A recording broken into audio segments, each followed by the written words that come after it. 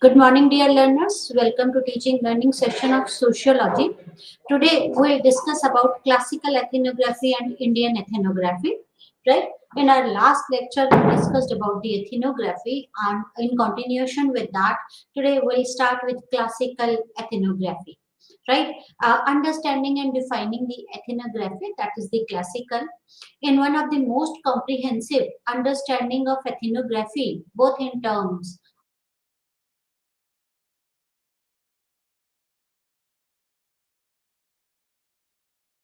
stages in research, that is observation, description, and fieldwork.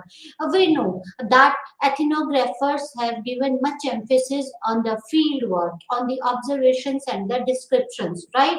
It is important, according to ethnographer, it is important that there are two types of ethnography we discussed in our last lecture, that is etic and epic, right? So it is important for the researcher to observe the people or the subject under study are to be a part of that community, right? And should be able, after understanding the process thoroughly, why they are doing in that particular manner, what is the relevance of a particular ritual. After understanding that, that ethnographic should be able to describe that, and for this field work is important, right?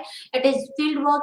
Field work means that researcher should to go to that place where the place of study, should go to the place of study and be the part of the subject, right?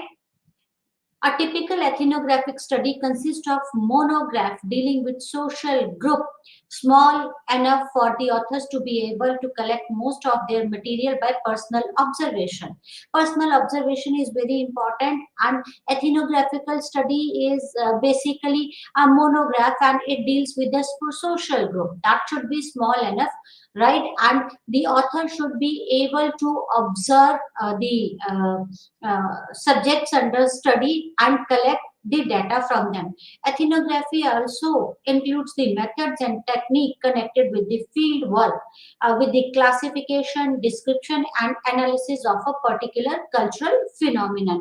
Field work is very important, right? It is mandatory for a researcher to go visit that place and to be part of that community which is under study, right? And it is important that they should be classified, describe, and analyze the particular cultural phenomenon. After understanding that particular cultural phenomenon, the ethnographer should be able to describe and analyze that particular cultural phenomenon.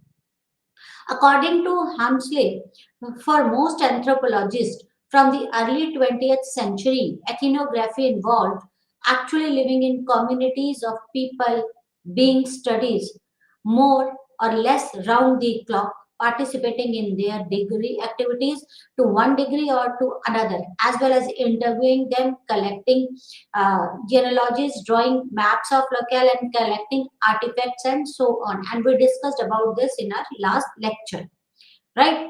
There are certain key sign points of classical ethnography, like ethnography is a methodology, participant observation is a method, and field work refers to the period of primary data collection that is conducted out of the office, right? So what is ethnography? First of all, ethnography is nothing but it's a methodology, right? It's a methodology, right? And that observation, that participant observation is required. What is participant observation means? Participation observation is a method, right, to collect the data. It's a method to collect the ethnography is a methodology. It's a methodology, while participant observation is a method to collect the data, and field work refers to that period of primary data collection that is conducted out of the office, means when the researcher goes to the field, to the place, and collect the primary data, or to understand the particular culture. Agronauts of Western Pacific by B. Malinowski. This work is considered to be not only the classical text in anthropology, but also the foundation on which Trochee of anthropology, that is the field work, participant observation, and learning of the native language, dialect by the anthropographer had been formulated.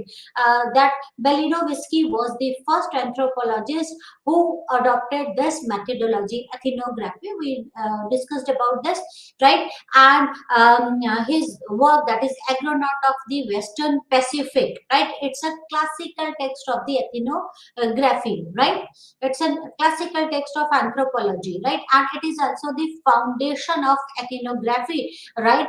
In this, Malinowski stated about the field work. He conducted the field work, participant observation, and learning of the culture, or the learning of culture of the natives, or their language, and that all these have been formulated, right? 2 years long term intensive field work in 1915-16 and 17-18, that is 15 to 18, in the Tobrin Island reconfigured anthropological research method. He conducted he formulated this, he started this anthropography, right? Malinowski, and he conducted his research work, field work, for extensive field work for 2 years, that is from 15 to 18, in the Tobrin and Islands, right? He was fascinated by the kula. Kula is a ritual which he saw as a circulating exchange or trading system of the valuable, where the primitive native people stripped the commodity of its materialistic value and treated it as a symbol of exchange, fostering kinship and the group ties. He observed a ritual that is known as kula. Kula is what? Kula is a ritual, right? It is a circulating exchange, or it is a circulating exchange or trading system of valuables, right? How it happens that the primitive native people, that those who was having that valuable, that the primitive native people stripped off the commodity, right, of its materialistic value, right, and treat it as a symbol of exchange, fostering the kinship and the group of ties, right? That is, when you are exchanging the materialistic valuable materialistic good for fostering kinship and the ties. Elaborating upon the basis of ethnographic research, the three foundation stones of fieldwork, Malinowski stated. The student must possess the real scientific aim, right, and knows the value and the criteria of modern ethnography, right? First is that the real scientific aim should be clear, right? Second, to live without other white men, right, among the natives. And second important is the field work, that you should live with the natives. Finally, he has to apply a number of special methods of collecting, manipulating, and fixing his evidences, right? And then after that Malinowski, Radcliffe Brown was the second one who adopted this ethnography methodology, right? And both A.R. Radcliffe Brown and Malinowski were the British anthropologists, right? And the Andaman Islander by A.R. Radcliffe Brown, that is his work on Andaman, right? The Andaman Islander is a study in social anthropology by A.R. Radcliffe Brown, was a result of anthropological research carried out in the Andaman Island during the year 1906 to 8, so as to understand the social institution of the tribes of the Great Andaman. He carried out this study in the Andaman Island. Right from he spent 1902 years at this island, that is from 1906 to 1908, as to understand the social institution. He tried to understand the social institutions of the tribes of the Great Andaman. In the process of study, he looked into integrative function of an institution, and while studying the social organization of the tribes, right, he outlined two main divisions termed as the Great Andaman Group and the Little Andaman Group, having their own distinctive elements. So he tried to understand the social organization or social institution of the tribes, right? Andaman tribes. So in this process of study, he looked as an integrative function of an institution. He looked that there is an integration function of the institution, right? All the institutions functions in integration to maintain the social order, right? So he observed an integrative function of the institution while he was studying the social organization of the social tribes. He outlined that there are the two main division and termed as the Great Andaman group and the Little Andaman group. For him, living as he must in daily contact with the people he is studying, the field anthropologist comes gradually and understand them, if you can use the term. The better the observer, the more accurate will be the general impression of the mental peculiarities of the race. So, according to Radcliffe Brown, it is important that researchers should carry out the field study, and should stay with the natives, or subject under the study. Then only you can understand their mental peculiarities of that particular race. Then only you can understanding why they are doing what they are doing, right? Okay. Then the another study is Coming of Ages in Samoa by Margaret Mead. We'll discuss all these studies in detail, right? Then the another study of classical ethnography is Coming of Age in Samoa by Margaret Mead, psychologist study of primitive youth of Western civilization by Margaret Mead. And Mead attempted to answer what difficulties like rebellion against the authority, philosophical perplexities, the flowering of idealism, conflict, and struggle ascribe the period of physical development due to being adolescent in America. Right? In course of her investigation and ethnographic exploration attempting to underline the unique cultural pattern, Mead tried to present the reader the Samoa girl in her social setting to describe the course of her life from birth until death. So Mead tried to coming the ages of Samoa, Mead study about the Samoa girls, right? So she tried, Samoa girls, she tried to present the life, the social settings or the life of the Samoa girls from birth until death, right? Then these were some classical ethnography, and we'll discuss about all these studies in detail in our coming lectures. Now, Indian ethnography. What is Indian ethnography? Ethnography uses a method of first-hand written description of different cultures, right? So, ethnography is uses the method of the first-hand written description of the different culture. It pulls together all scattered pieces of data into common thread and present it as a whole. It is essentially a comparative study which looks at the question about human existence from the point of view of specific society and cultural system that exist within it. There are three critical questions that constantly reoccur when talking about ethnography in context of self and others. There are how do we know, what do we know, how do we assume to speak for someone else, and finally, who is being addressed to, right? See, there are a few critical questions, right, that constantly reoccur when we're talking about the ethnography in context of self and other. First is there are how do we know what we know,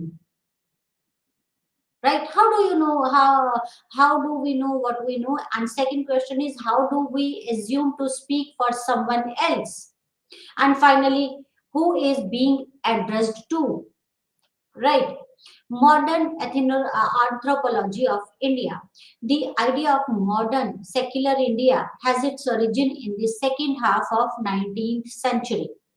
There are three major areas which influenced the emergence of anthropology in India. The first, these were the colonial attempts by the British India to understand the historical and the ethnographic knowledge. Right. So, This idea of modern anthropology and secular India has its origin in the second half of the 19th century. There are three major areas which are influenced the emergence of anthropology in India.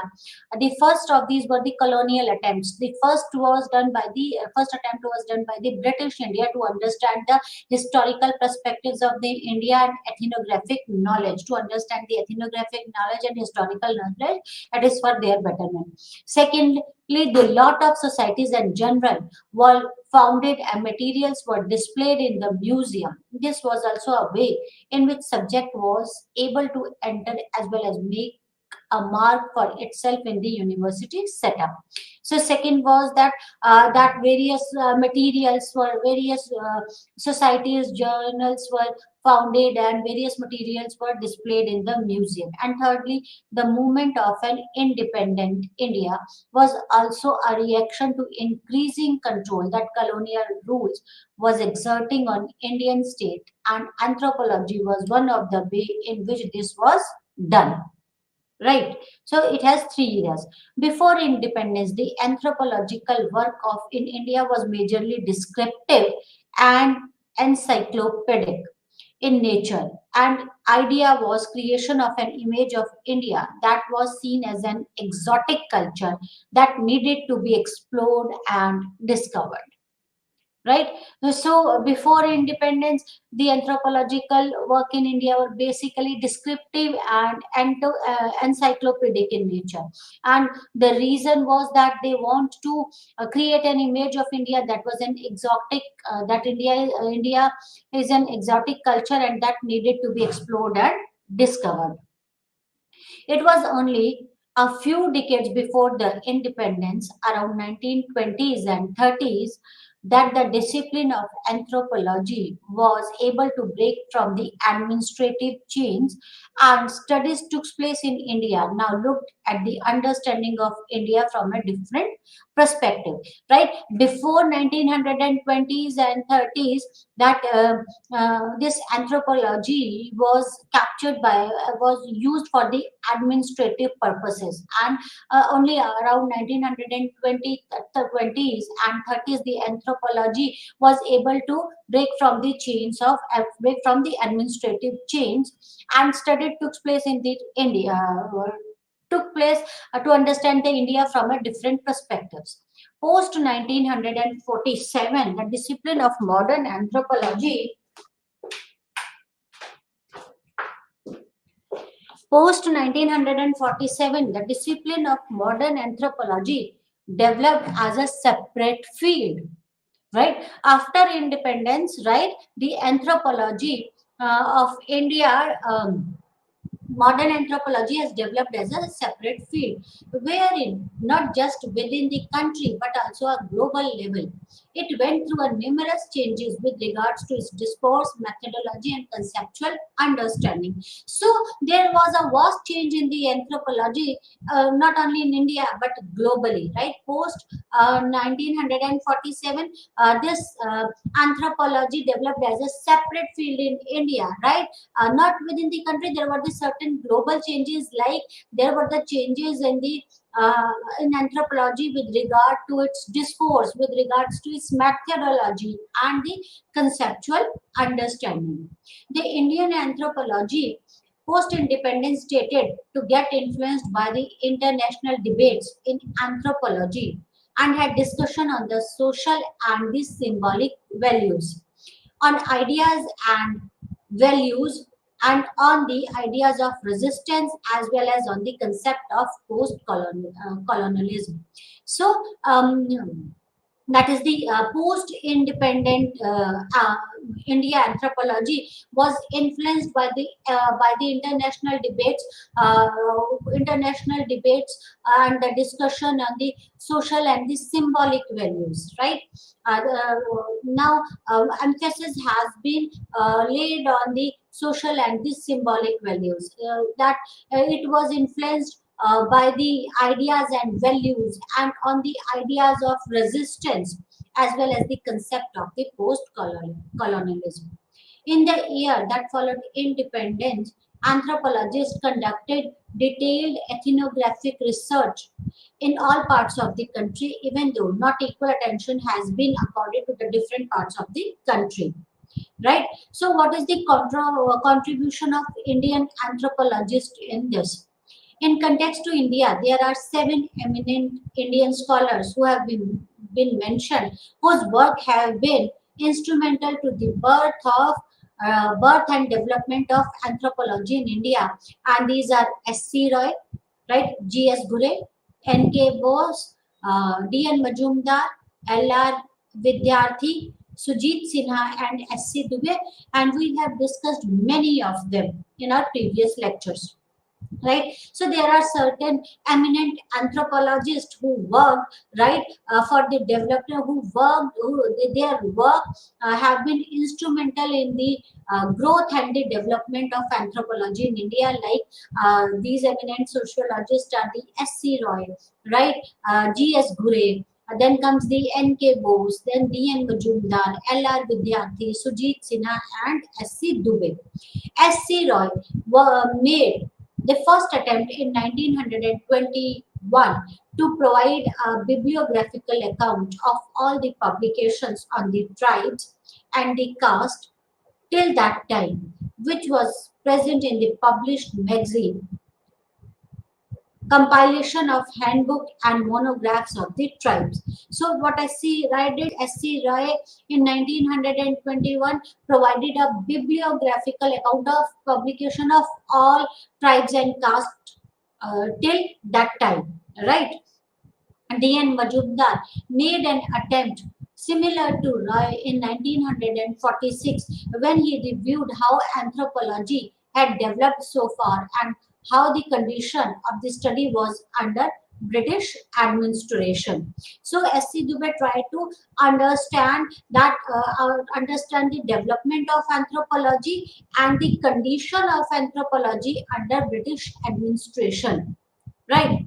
G.S. Gure, in his article, The Teaching of Sociology, Social Psychology and Social Anthropology in 1956, mentioned how India had not managed to keep pace with the development that was happening in the Europe and America.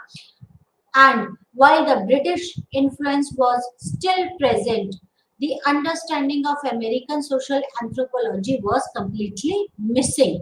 So he emphasized that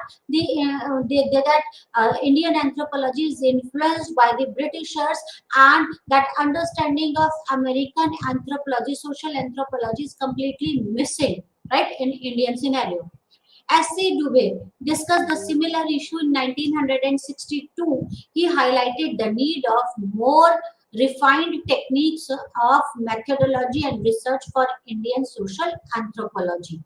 Right? So S.C. Rai took the same line in 1962 and he highlighted the need of more refined technique and methodology and research for Indian social anthropology, right? So it is according to them, it is important that that we should develop more refined techniques so that we can conduct the anthropological studies more accurately.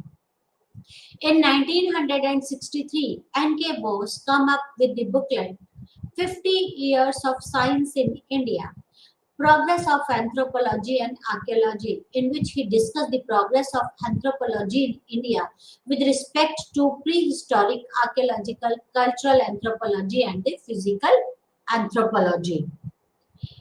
L.R. Vidyarthi in 1964 referred to the emergence of new trends in Indian anthropology, which was study of village, caste, religion, kinship, and emergence of applied anthropology. So it was L.R. Vidyarthi, right, that he referred to the emergence of new trends in Indian anthropology. He referred to the emergence of the new trends of Indian anthropology, which was the study of the villages, right, caste, religion, kinship, right, and the emergence of applied applied anthropology, right.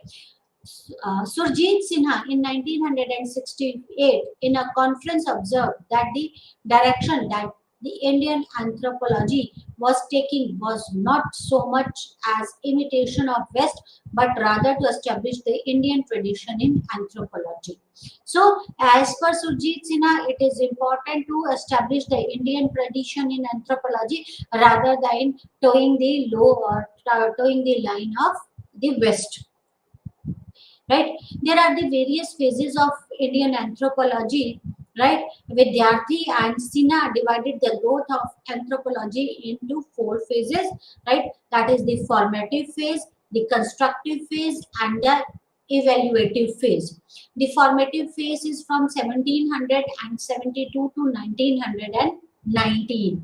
Right? The constructive phase from 20 to 1920 to 1949, and the evaluative phase is 1990 onwards.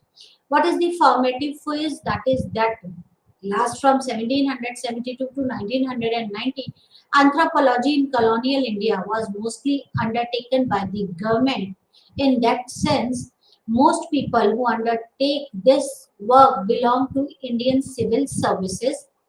A few others were part of the army, and some belonged to the medical, educational, and police and other services. So, this was the formative phase, right? In India, during the colonial period, these anthropological studies were basically carried out by the government, and those who undertook this work were from the administrative services, and they carried out these researches to understand the Indian society properly, so that they can control Indian society in a better way, right? And a few others who carried out, apart from the Indian civil services, people from the Indian civil services, few others who were the part of these studies were from the army. Some belong to the medical, educational, and police and other services.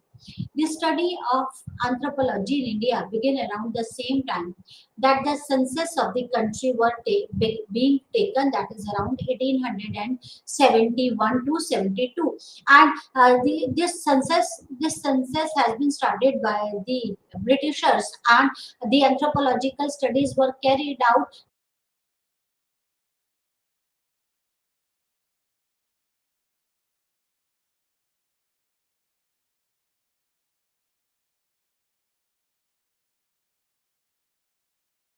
comprehensive study on the basis of the caste, right? And this was continued in 1911, so much so that both census were largely considered as the anthropological classics, right? In a similar vein, the 1931 census was very important milestone in an ethnological study, as it formed the basis of classification of the people of subcontinent.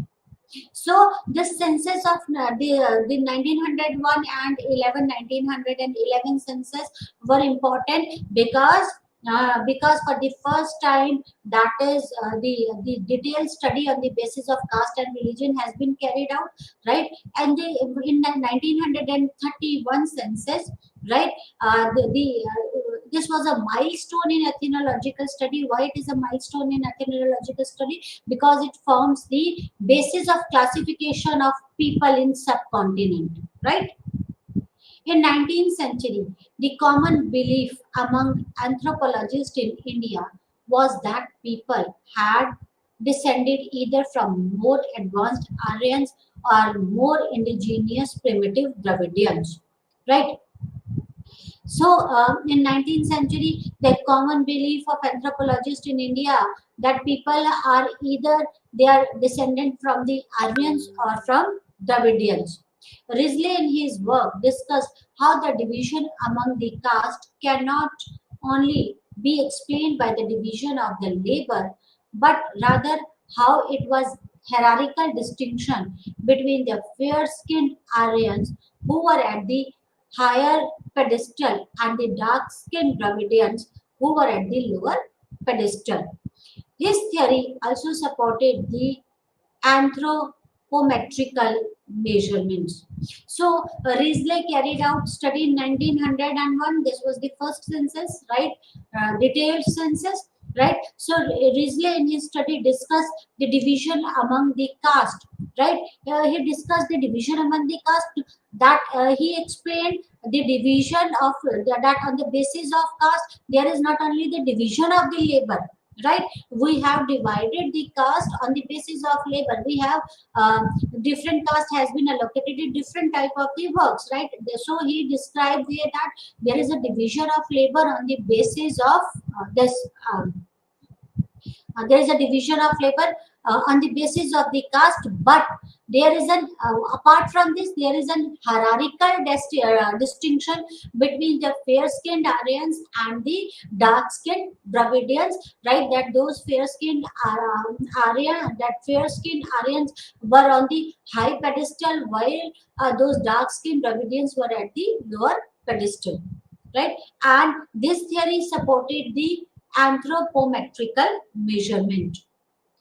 Crook, on the other hand, included anthropometric data from the northwestern provinces to show that the nasal indices varied only marginally among the caste and the tribe, and this could not be taken as a basis of caste, which for him could only be found among the occupation. Right. Next is the constructive phase. So for first was the formative phase, right? Next is the constructive phase, that is from 1920 to 1949. A new turn came into the anthropological study when social anthropology was included as subject and curriculum of University of Calcutta in 1920 in postgraduate syllabus. So this in 1920 this anthropology ethnographic study and this ethnographic study was included as a subject in the curriculum in University of Calcutta in postgraduate syllabus. Work by Majumdar on racial and ethnic surveys in Bengal, Gujarat, and Uttar Pradesh, which was an important step in study of the physical and social anthropology. And M. N. Srinivas work on the marriage and family in Mysore. These were the important work, that is the Majumdar works on the racial and the ethnic surveys in Bengal, Gujarat, and Uttar Pradesh. He carried out the racial and ethnic surveys, and the work of Srinivas on marriage and family in Mysore is these are considered as an important work in Indian ethnography or anthropology.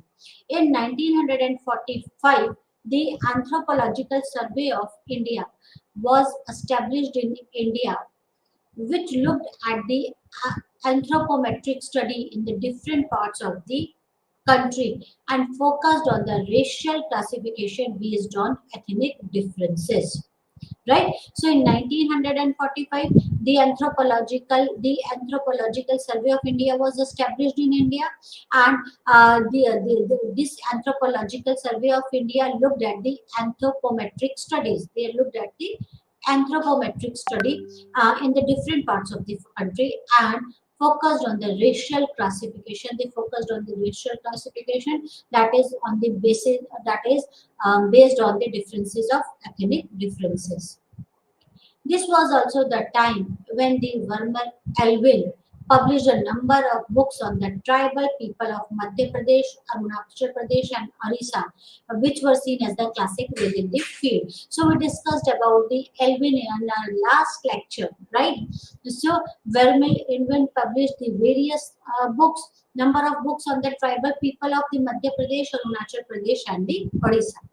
The subject thus matured within this period and influenced by the British line of thoughts and the work done by the eminent universities in Europe. The Indian anthropologists too stated the look at the Indian anthropology from a different light and started to develop their own distinct study. So this formative phase is the phase of the develop. This is the Indian anthropological development phase, right? Then comes the analytical period from 1950 to 1990. Post Second World War, and the Indian independence, in addition to the British line of thought, the American style of anthropology was also seen, right? The understanding of India as a pre-literate, isolated society, one that had been influence of the British thought, was replaced during this period with more emphasis on inward thoughts and study of India as a complex society emerged with the idea of village study gaining more traction. So we were influenced by the Britishers, right, by Europe, right? A post in analytical period, that is the post Second World War and independence, right? That in addition to the British line of thought, the American style of anthropology has also been seen, and as per the British line of thought, right, they considered the India as pre-literate society, right, and isolated society, and this idea was replaced during this period, that is during the analytical period, and more emphasis has been given on the inward thoughts and study of India.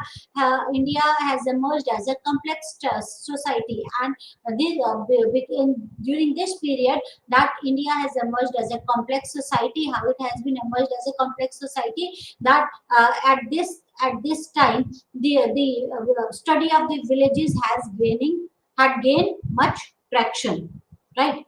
The work in 1955 by the American anthropologist Mick Kim Marriott, titled Village India Studies in the Little Community, is one of the great significance in Indian anthropology.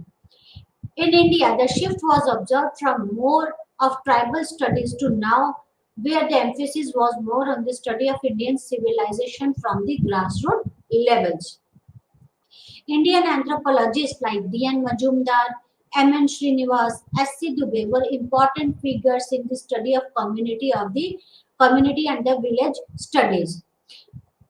Not just influenced by the British and the American anthropologists, but the French structuralists such as Lévi-Strauss and the Dumont and Leach influenced the study of kinship and caste respectively.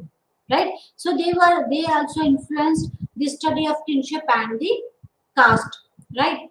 In late 20th century, around 1980s and 90s, the understanding to anthropology underwent a drastic change, and this change was a result of reaction of the caste study that were popularized by the structural functionalist approach of Louis Dumont in 1960 and 70s. Louis Dumont carried out a research on the Indian caste, and he carried out this in 1960s and 70s, and this made the understanding this made that a drastic change in the Indian anthropology. This declines from the village study model was what allowed the Indian anthropology to break out of the mold of the caste and move on to the larger structure within the Indian settings, such as the class, religion, and so on. Right? So see the change from tribes to caste, from tribe to village studies, which includes the caste, and from village studies, right, to that was mold on the caste, to a larger structure of Indian settings such as the class, religion, and so on, because of the dominant understanding of the great and the little tradition. This great and little tradition has been defined by the Robert Redfield, right? Social and economic, this understanding of great and little tradition, social and economic basis of the Indian society, great and the little tradition. This tradition, this has been defined or described by the Robert Redfield Brown, right? Then the social and economic basis of Indian society, that is the Kathy Gog and Leach and N.K. Bose. The study of caste as a system of stratification, it has been done by the M.N. Srinivas among, gave a rise to a perspective and helped the discipline explain leaps and bounds. So, from there Now, this anthropology has underwent drastic changes from tribes to villages to great and little tradition to economic, social, and economic basis of the India, right? Study of the caste system, that is the stratification of the caste done by M. N. Srinivas, right? This has given a leap and leap to Indian sociology, Indian anthropology. Post-independence, the spirit of nationalism was strong among the Indian scholars, which also led to their creation of multiplicity of indigenous approach to study of society. N.K. Bose developed a model to look at the process of modernization of tribes and caste. S.C. Dubey looked at the Indian civilization through six-fold classification of tradition, that is the classical, national, regional, local, western, and local subcultural tradition of social groups. Iravati Karve tried to explain the Indian civilization on the basis of historical, linguistic, structural, and cultural variables. So, she tried to explain the Indian civilization on the basis of what? Historical, linguistic, structural, and cultural variable. B.K. Roy Burman, in order to understand India in terms of social political process, developed the concept of a nation and sub-nation. So, B.K. Burman has developed a concept of nation and sub-nation. To why he has developed this? To understand India in terms of socio-political process. Aman Srinivas came up with the mobility model to understand the social change.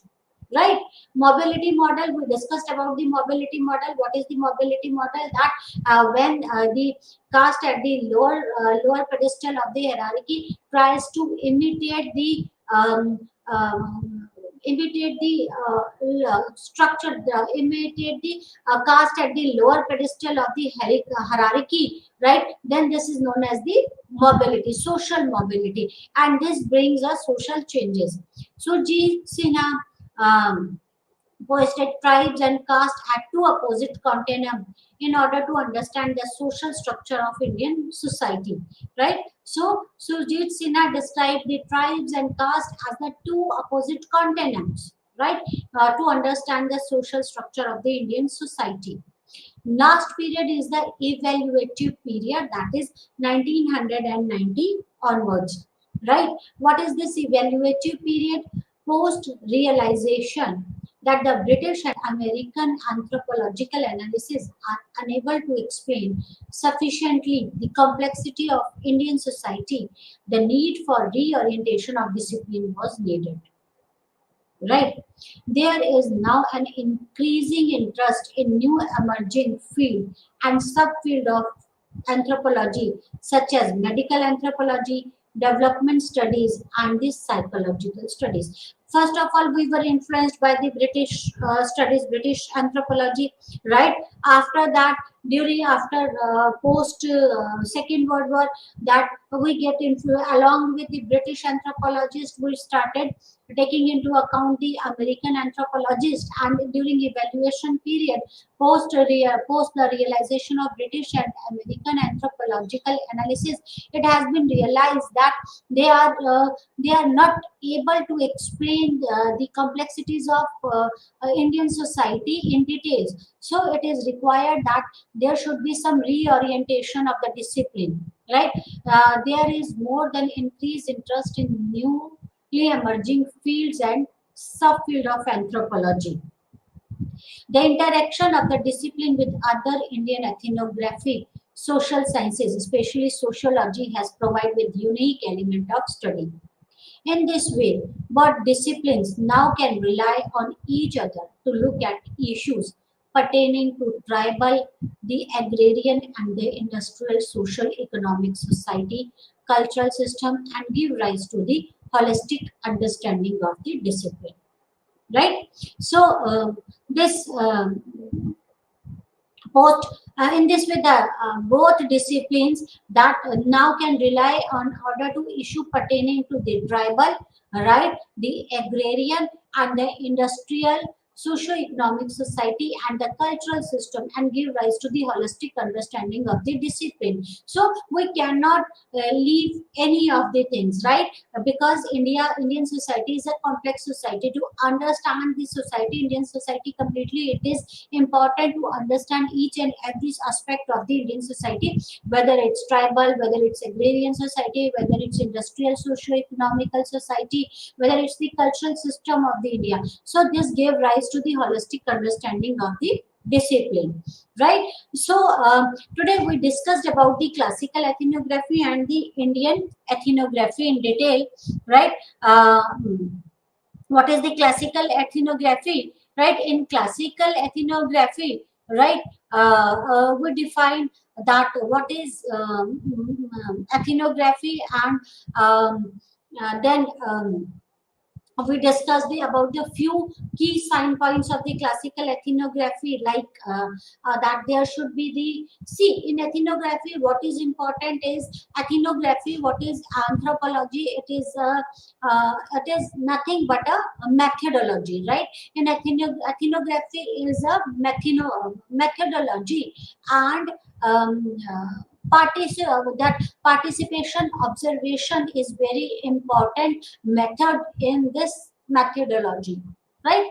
Understand the difference between methodology and method.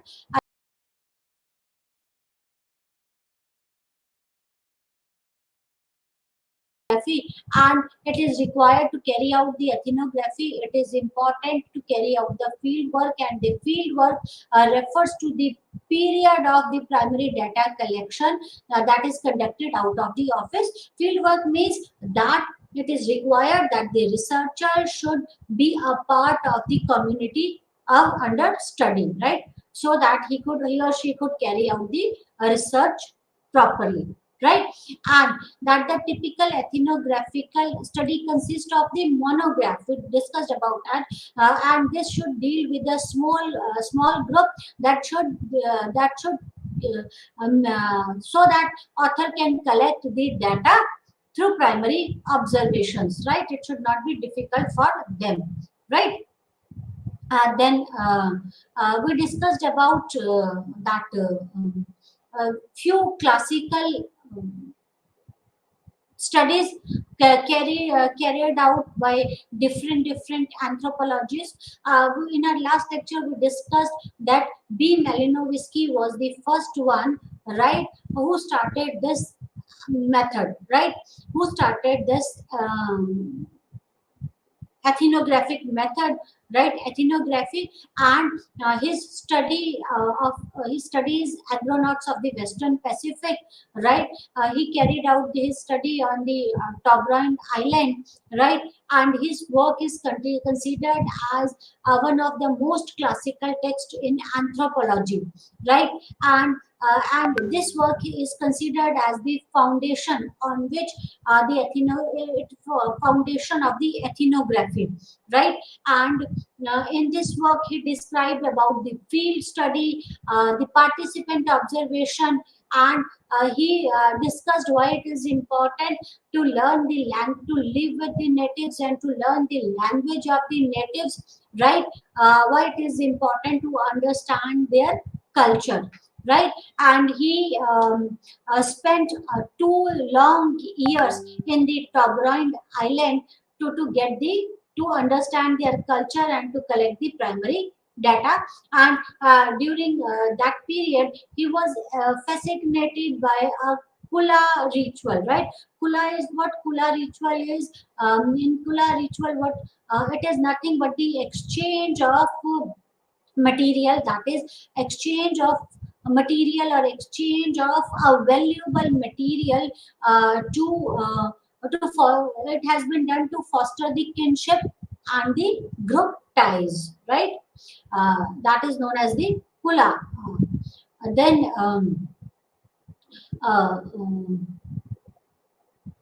Malinowski discussed few important points that according to Malinowski, it is important that researchers should understand, researchers should spend time with the natives, should do the field work, then only the researcher can describe what they are doing, why they are observing or why they are behaving in the particular way, right? Then it is important for a researcher to understand their language. Should a researcher should understand their language, right? And second is, it is important that the primary data should be collected for the research. And the same line has been told by the Redcliffe Brown, that is Malinowski and Redcliffe Brown, both were English anthropologist, right? His study, that is the Andaman Islander, in his study, this study has been done by the Redcliffe Brown, and in his study, he described the rituals, and he carried out the study among the tribes of the Andaman Island, and he tried to understand the lives and the ritual of the tribes, Andaman tribes, Redcliffe Brown. And another is, another study has been, classical study has been done by the Margaret Mead, that is her studies coming of ages in Samoa, right? In her study, that is coming in ages of Samoa, she tried to describe or discuss the life of Samoan girls from birth until death, right? Then we discussed about the Indian ethnography, right? Indian ethnography, this has been started by Britishers, right? Why they did this? So that they should have better understanding of the Indian society, and they can control the Indian society well. And the first ethnographical study was done in 1901 by the Risley, and this is known as the census. During this census has been started much earlier, right? But 1901 census was important. Why it was important? Because during this census, Risley carried out the detailed study of on the basis of the caste, right? So 1901 census was important because during this census, Risley tried to explain the caste system of this Indian society, right? The similar line has been told in 1911 census, right? Right. And during this census, the Britisher came to know about the caste, the value of the caste system, and the role of the caste system in Indian society. They also came to know about the hierarchical system, right? That there are the two races in India, Aryans and the Dravidian, and hierarchical system. The Aryans hold the top hierarchies of this, and the Dravidians are at the bottom of the hierarchy, right? Then there are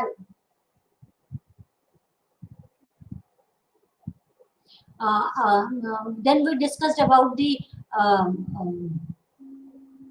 periods of Indian anthropology. There are various Indian anthropologists who contributed a lot in Indian anthropology, and then we discussed about the various phases of Indian anthropology. We discussed about the formative phase, the constructive phase, and the evaluationary phase. The formative phase is what, when it is the beginning of the Indian anthropologist, right? That has been done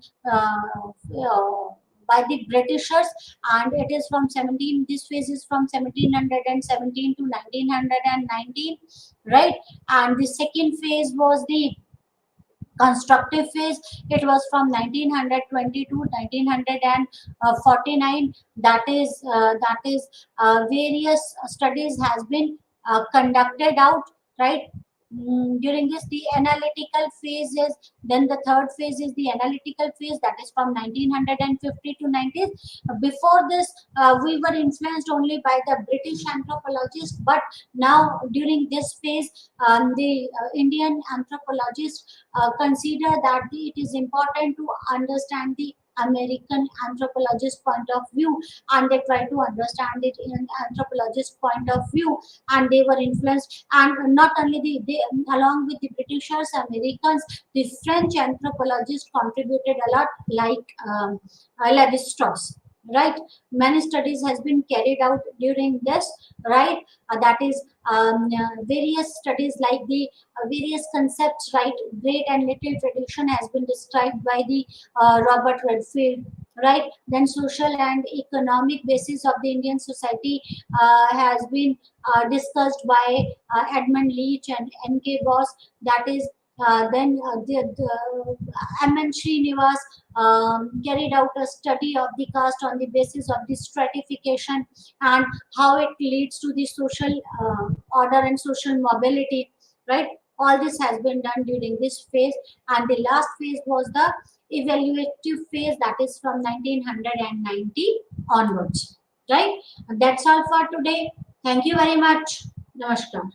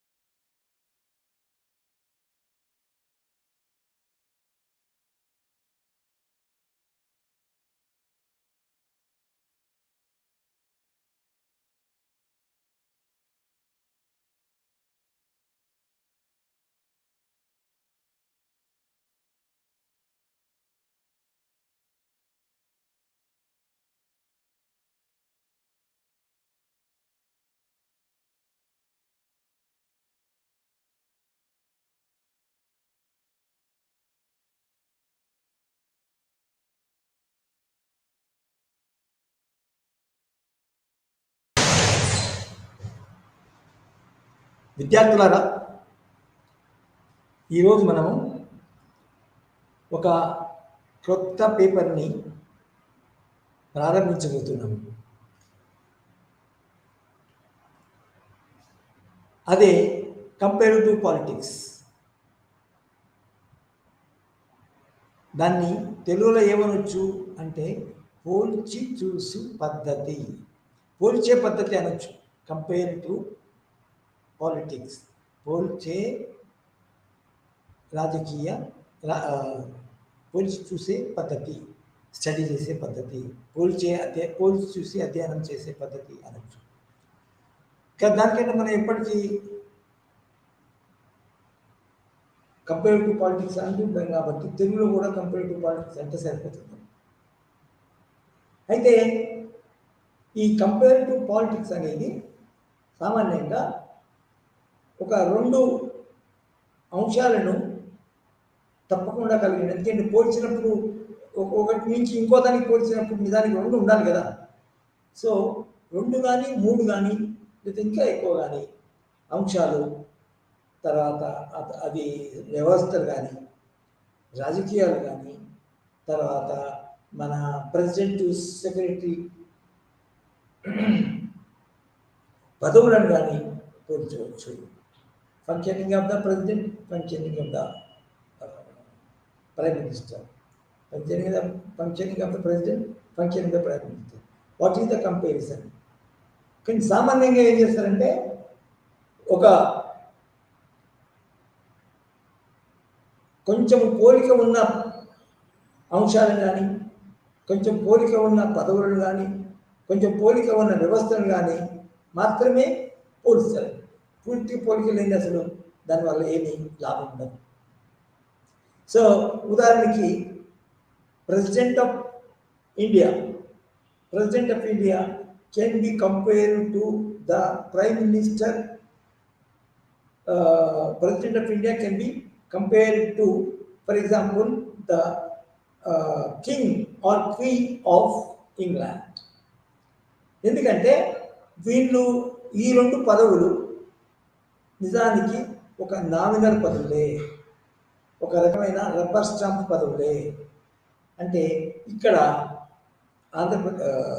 భారతదేశంలో మన president ఎల్లప్పుడూ 90% మన కేంద్ర cabinet ఇచ్చే సలహా మీదకే, కేంద్ర cabinet నిర్ణయం తీసుకున్న తర్వాత ఆ నిర్ణయాన్ని ప్రెసిడెంట్ యొక్క ఆమోదానికి పంపుతారు. ఆ ప్రెసిడెంట్ అతను ఏం చేస్తారంటే వాళ్ళు పంపిన నిర్ణయానికి ఆమోద ముద్ర వేస్తారు. ముద్ర వేస్తే అప్పుడు అది మన పబ్లిక్లో గెజెట్లో పబ్లిష్ అవుతుంది. అయితే అదేవిధంగా మన ఇంగ్లాండ్లో రాణి లేక రాజు అంటే ఎవరైనా కింగ్ అన్నట్టు, ruler. So nominal ruler of Great Britain is also having less powers or no powers ఇక్కడ. ఎందుకంటే అక్కడ కూడా మన పార్లమెంటరీ సూపర్మసీ అక్కడ కూడా ఉంది. తర్వాత పార్లమెంట్లోనికి వచ్చే సభ్యులను మంత్రులుగా నియమించబడ్డ ఒక క్యాబినెట్ ఉంటుంది. ఆ క్యాబినెట్ యొక్క సలహాల మేరకే ఈ కింగ్ కానీ క్వీన్ కానీ అతను ఆమోదం తెలిసి రాజముద్ర వేయడం ఉంటుంది. అంటే ఇక్కడ మనం ఏం చెప్పుకోవాలంటే ఎప్పుడైనా పోల్చినప్పుడు పోల్చదగిన వ్యవస్థలు కానీ, పోల్చదగిన పదవులు కానీ, పోల్చదగిన రాజ్యాలు కానీ, పోల్చదగిన మన ఏమంటారు జనాభా ఉన్న దేశాలు కానీ పోలుతాం. ఉదాహరణకి ఇంకొక ఉదాహరణ ఇస్తే భారతదేశం యొక్క పాపులేషన్ చైనా యొక్క పాపులేషన్ దగ్గర. తర్వాత మొన్నటి వరకు 9 దశాబ్దాల కింది వరకు భారతదేశము వ్యవసాయ ప్రధానమైన దేశమే. మరి చైనా మన వ్యవసాయ ప్రధాన రాజ్యం. తర్వాత భౌగోళికంగా కూడా కొంచెం తక్కువ ఎక్కువలో భౌగోళికంగా కూడా సమానం. అంటే ప్రపంచంలో నిజానికి ఇవి ఏషియాలో చూసుకోండి, ఏషియాలో ఇవి దగ్గర దగ్గర ఉన్న దేశాలు. కాబట్టి మనం దగ్గర దేశాలు అంటే ఈ అంశాలలో ఈ విషయాల్లో ఇవి పోల్చదగినవి. కానీ వేరే విషయాలు మరి పోల్చదగినవి వేరే విషయాలలో ఏ విధంగా ఉన్నాయి, భిన్నంగా ఉన్నాయి అనుకోని చూడడానికి మనం ప్రయత్నం చేయడం జరుగుతుంది. ఫర్ ఎగ్జాంపుల్ ఇక్కడ పాపులేషన్ మరి అక్కడ పావర్టీ లేదు, ఇక్కడ పావర్టీ ఉంది. ఉదాహరణ పాపులేషను దగ్గర ఉన్నా పోల్చదగినంగా ఉన్నా కూడా మా ఆర్థిక అంశాలలో ఆర్థిక కోణంలో చైనాలో పావర్టీ తక్కువ ఉంది, ఇండియాలో ఎక్కువ ఉంది. అది లేదు, పోలిక లేదు. సో ఎందుకు అనే క్వశ్చన్ వస్తుంది. సో దాని అర్థం ఏంటంటే పాపులేషన్ ఎక్కువ ఉన్నా తక్కువ ఉన్నా కూడా నిజానికి చైనా యొక్క పద్ధతులు అనుసరిస్తే పాపులేషన్ ఎక్కువ ఉన్నా కూడా పేదరికాన్ని జయించవచ్చు, పేదరికాన్ని అధిగమించవచ్చు, పేదరికాన్ని నిజానికి నిర్మూలించవచ్చు, పేదరికాన్ని రాకుండా చేయవచ్చు అనే యొక్క మనము విషయము బయటపడుతుంది. సో ఫస్ట్ పాపులేషను పోల్చనే పద్ధతి, ఒకదాన్ని ఇంకోదాన్ని పోల్చే పద్ధతిని రాజనీతి శాస్త్రంలో, రాజనీతి అధ్యయనంలో, రాజకీయ అధ్యయనంలో నిజానికి చాలా ఉపయోగపడుతుంది. అక్కడ పోల్చి చూడము. మనం సామాన్యంగా ఏమి పోల్చి చూస్తాము, మన ఒక రకమైన ఇప్పుడే చెప్పినట్టు ఒకే రకమైన పదవులు అవి మన ఏమంటారు దాన్ని రాజ్యాంగబద్ధమైనవి కావచ్చు, రాజకీయమైనవి కావచ్చు. మనం ఫర్ ఎగ్జాంపుల్ ప్రైమ్ మినిస్టర్ తర్వాత మన ఈ ఇండియన్ ప్రైమ్ మినిస్టర్ తర్వాత బ్రిటిష్ ప్రైమ్ మినిస్టర్ పోల్చదగిన పదవులు, పోల్చదగిన వ్యవస్థ. సో పోల్చుతాం. అదేవిధంగా పార్లమెంటరీ విధానంలో ఒక పార్లమెంటరీ విధానం ఇంకో పార్లమెంటరీ విధానం. ఉదాహరణకి అమెరికాలో పార్లమెంటరీ విధానం ఉంది, కానీ బ్రిటిష్ పార్లమెంటు కంటే భిన్నమైనది. అదేవిధంగా అమెరికన్ పార్లమెంటరీ విధానము మన ఇండియన్ పార్లమెంటరీ విధానం కంటే భిన్నం ఉన్నది. ఎందుకంటే భారతదేశంలోనూ బ్రిటిష్ దేశంలోనూ ఇంగ్లాండ్లోనూ పార్లమెంటరీ ఉన్నది, కానీ పార్లమెంటరీ నిజంగా ఇతర ముఖ్యమైన వ్యవస్థ అయిన అధ్యక్ష పదవి అంటే కార్యనిర్వాహక శాఖ అనే దాని మీద నిజానికి ఒక సుప్రమసీ కలిగి ఉన్నది. ఏది భారతదేశము మరియు England. So parliamentary supreme they. అంతేకాకుండా కూడా సెపరేషన్ ఆఫ్ పవర్ కూడా లేదంటే ఏదైతే సెపరేషన్ పవర్ మనం చాలా సూత్రం ఉందో ఆ సూత్రం నిజంగా అమెరికాలో ఉంది. ఎందుకంటే అమెరికాలో జ్యుడిషియరీ, ఎగ్జిక్యూటివ్, తర్వాత లెజిస్లేచర్ ఇవి ఎవరి కాంటే సెపరేట్ అన్నట్టు ఒకరి మీద ఒకటి ఆధారపడి ఉండు. కానీ ఒక వ్యవస్థ నుంచి ఇంకొక వ్యవస్థ పుట్టడం కానీ లేదు అక్కడ. కానీ బ్రిటన్లో, ఇండియాలో నిజానికి మన కార్యనిర్వాహక వర్గం ఏదైతే ఉన్నదో, క్యాబినెట్ ఏదైతే ఉన్నదో, మంత్రిమండలి ఏదైతే ఉన్నదో బ్రిటన్లో కానీ ఇండియాలో కానీ అది మన ఇది పార్లమెంట్ నుంచి వస్తుంది, పార్లమెంట్ నుంచి పుడుతుంది, పార్లమెంట్కి సబార్డినేట్ అయి ఉంటుంది. ఒకవేళ పార్లమెంట్లో నో కాన్ఫిడెన్స్ మోషన్ పెడితే అసలు మంత్రిమండలి రిజైన్ చేయవలసిందే. అది బ్రిటన్లో కానీ ఇక్కడ కానీ తర్వాత ఇంకా వేరే ఫర్ ఎగ్జాంపుల్ మన పార్లమెంటరీ విధానం కలిగిన ప్రైమ్ మినిస్టర్ స్ట్రాంగ్గా ఉన్న దేశాలన్నింటిలో ఇదే విధంగా parliamentary control over the cabinet. ఇది మన ఒక పార్లమెంటరీ చేతిలోనే అది ఒక స్టీరింగ్ ఉంటుంది. అదే అంతేకాకుండా పార్లమెంటరీ ఏదైతే పార్లమెంట్ మన స్టీరింగ్ అని పోల్చుకుంటే స్టీరింగ్ ఏంటి తిరిగితే ఆడిపోతుంది. నో కాన్ఫిడెన్స్ మోగదంటే నో కాన్ఫిడెన్స్. ఒక మైనారిటీ పార్టీ, ఒక అపోజిషన్ పార్టీ ఏదో రూపంలో మన దొంగచాటున కొందరి మెజారిటీ పార్టీ నుంచి కొందరి సభ్యులను కొని డబ్బులు ఇచ్చి కొని వాళ్ళ యొక్క అపోజిషన్ పార్టీ యొక్క చేర్చుకొని అపోజిషన్ పార్టీ యొక్క మన సంఖ్యను పెంచుకొని దానికి నో కాన్ఫిడెన్స్ మోషన్ పార్లమెంట్లో పాస్ చేసినప్పుడు, హౌస్ ఆఫ్ కామన్లో పాస్ చేసినప్పుడు అది ప్రభుత్వం కూలిపోవలసిందే. అదే అదే అందుకొరకే ఈ విధానాన్ని మనం ఎప్పుడైనా కూడా మంచిగా పర్ఫామ్ చేస్తుందా లేదా అనేది ఈ బ్రిటిష్ పార్లమెంటు, తర్వాత Indian parliament, British prime minister, British cabinet, Indian government పోల్చదగినది. అదే కానీ మనం ఈ బ్రిటిష్ మన పార్లమెంటరీ సిస్టమ్ని అమెరికన్ ప్రెసిడెన్షియల్ సిస్టమ్తో పోల్చలేము. ఎందుకంటే అక్కడ presidential form of government, parliament ఉంటుంది కానీ president is the real executive. So day to day రోజువారీ అధికారం చెలాయించేది, పాలసీలు నిర్ణయించేది, మరి యుద్ధాలు డిక్లేర్ చేసేది, దాని తర్వాత సంక్షేమ కార్యక్రమాలు చేసేది. ఫర్ ఎగ్జాంపుల్ ఇమీడియట్గా ఒకసారి మన క్యాబినెట్ మండలి కూర్చొని గత హైడ్రా అటువంటి కొత్త ఆర్గనైజేషన్ ఏర్పడి మొత్తం మన ఎన్ కన్వెన్షన్లకు కూర్చోడానికి అవకాశము ఇది క్యాబినెటే చేస్తాడు. అక్కడ ప్రెసిడెంట్ చేస్తాడు. ఫర్ ఎగ్జాంపుల్ యుద్ధ నిర్ణయాలపై, ఫర్ ఎగ్జాంపుల్ మనకి బ్రిటన్, అమెరికా మన ఉక్రెయిన్ రష్యా యుద్ధంలో ఉక్రెయిన్కి సహాయం చేస్తుంది. మీరు చూస్తున్నారు కదా, 3 సంవత్సరాల నుంచి సామాన్యంగా ఉక్రెయిన్ రష్యా యుద్ధం గురించి ఒక ప్రెసిడెంటే ఎప్పటికీ మాట్లాడతారు. ఎందుకంటే ప్రెసిడెంట్ చేసుకునే ప్రతి నిర్ణయంలో అది రాజ్యాంగబద్ధంగా ఉండాలి. దాని తర్వాత వీడైతే ఎప్పుడైతే ఈ మన అమెరికాలో కూడా పార్లమెంట్ ఉంది, కాంగ్రెస్ ఉంటుంది. కాంగ్రెస్ వ్యతిరేకంగా ఉండకూడదు నిజానికి. అది అట్లా అవన్నీ గుర్తుంచుకొని అతను నిర్ణయాలు తీసుకోవాలి. సో చెప్పంటే ఏంటంటే ఏ విధంగా మంత్రిమండలి బ్రిటన్లో, ఇండియాలో రోజువారీ మన ప్రభుత్వాలు నడుపుతుందో, నిర్ణయాలు తీసుకుంటుందో, అదేవిధంగా దేని మీద ఆధారపడకుండా ఈ ప్రెసిడెంట్ ఏదైతే ఉన్నాడో అతను మన అమెరికన్ పార్లమెంటు కాంగ్రెస్ అనే వ్యవస్థ పార్లమెంట్ అయిన అమెరికన్ పార్లమెంట్ అయిన దానికి ఇది president.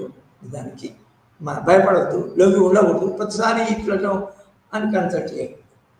So this is where we have to use the comparative politics. అంటే అందులో కంపేరిటివ్ పాలిటిక్స్లో కొన్ని మన ఆనవాయితీలు, రూల్స్, ప్రొసీజర్స్ ఉంటాయి. సో కంపేరిటివ్ పాలిటిక్స్ దేశాల మధ్యన కూడా ఏమంటుందని రాజ్యాంగ ప్రభుత్వ విధానాలు కూడా, ప్రభుత్వ మన వ్యవస్థలను కూడా పోల్చవచ్చునా అంటే పోల్చవచ్చు. For example American federalism, Indian federalism పోల్చడానికి అవకాశం. అమెరికన్ పార్లమెంటు మన ఇండియన్ పార్లమెంటు, బ్రిటిష్ పార్లమెంట్ పోల్చడానికి అవకాశం.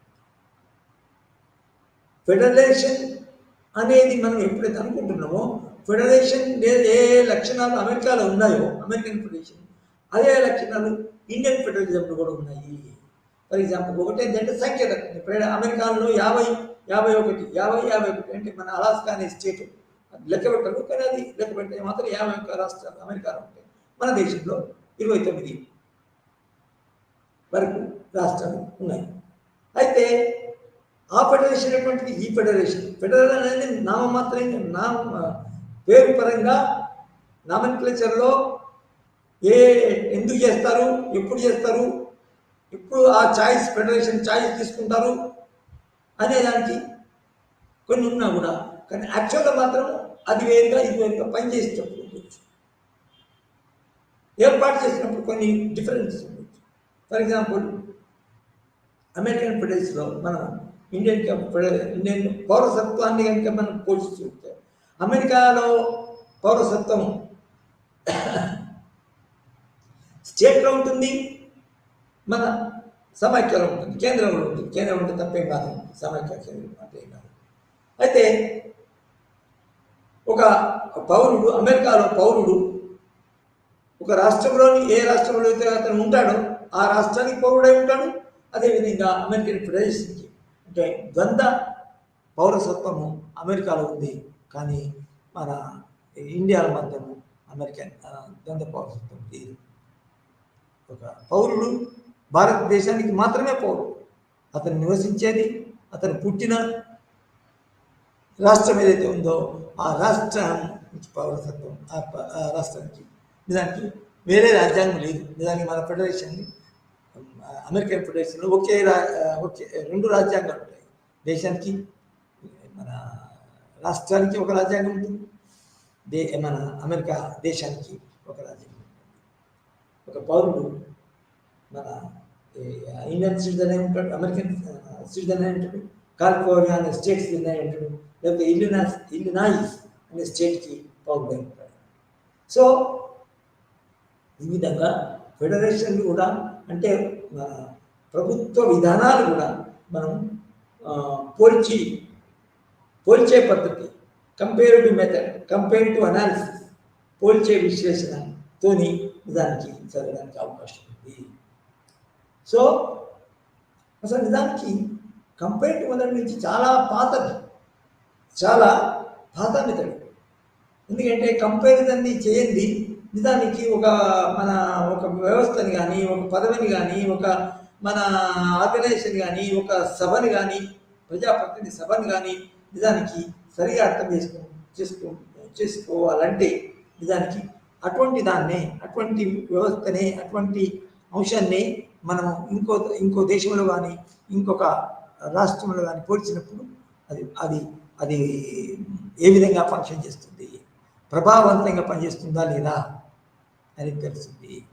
ప్రభావవంతంగా పనిచేస్తుందా లేదా చదివినప్పుడు ఒక ఫస్ట్ ఏదైతే మొదటి వ్యవస్థ ఏదైతే ఉందో సరిగ్గా పనిచేస్తుంది అనుకోండి, అది ఫెడరేషన్ ఒక భాగమే, ఫెడరేషన్ ఒక ప్రావిన్సే. తర్వాత ఇంకొక ఫెడరేషన్లో ఆ ఫెడరేషన్లో కూడా ఆ రాష్ట్రం కూడా ఒక భాగమే. కానీ ఇక్కడ రాష్ట్ర ప్రభుత్వము మీ మొదటి ఫెడరేషన్లో ఒక విధంగా పనిచేస్తుంటే చాలా లాభదాయకంగా, చాలా ఎఫెక్టివ్గా ప్రజలకు దగ్గరగా పలు సంక్షేమం చేసుకుంటే ఇంకొక ఫెడరేషన్లో మాత్రం అది పనిచేయడం లేదు. ఎందుకంటే అది తెలుసుకోవాలి. ఎందుకు అనేది మళ్ళీ మనం ఫస్ట్ ఆ పద్ధతిని అనుసరించినప్పుడు ఎందుకు చేయడం లేదు కాబట్టి పోలీసు చూడాలా. ఫర్ ఎగ్జాంపుల్ ఇండియన్ ఫెడరేషన్లో రాష్ట్రాలకి పూర్తి అధికారం లేవు అనొచ్చు, కానీ అమెరికన్ ఫెడరేషన్లో రాష్ట్రాలకి పూర్తి అధికారం అది.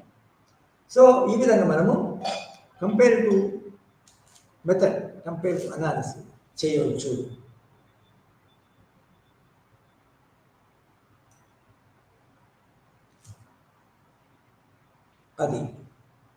అదేవిధంగా కొన్ని సందర్భాలలో కంపేరిటివ్ పోల్చదగిన పరిస్థితులు లేకున్నా కూడా అవి అనుసరించిన ప్రభుత్వ విధానాలు పోల్చదగ్గే ఉంటాయి, ఒకటే సిమిలర్ ఉంటాయి.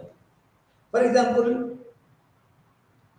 మనము అమెరికన్ ఫెడరేషన్ పెద్దది, తర్వాత చాలా విశాలమైన భౌగోళం కలిగింది, తర్వాత ఇండియా చాలా విశాలమైన భౌగోళం కలిగి సంఖ్యలు అవి 30 కోట్లు ఉంటాయి, 30 కంటే ఎక్కువ కోట్లు అక్కడ ఉన్నాయి, కానీ పెద్దది ఇది అమెరికా కాబట్టి పోల్చవచ్చు.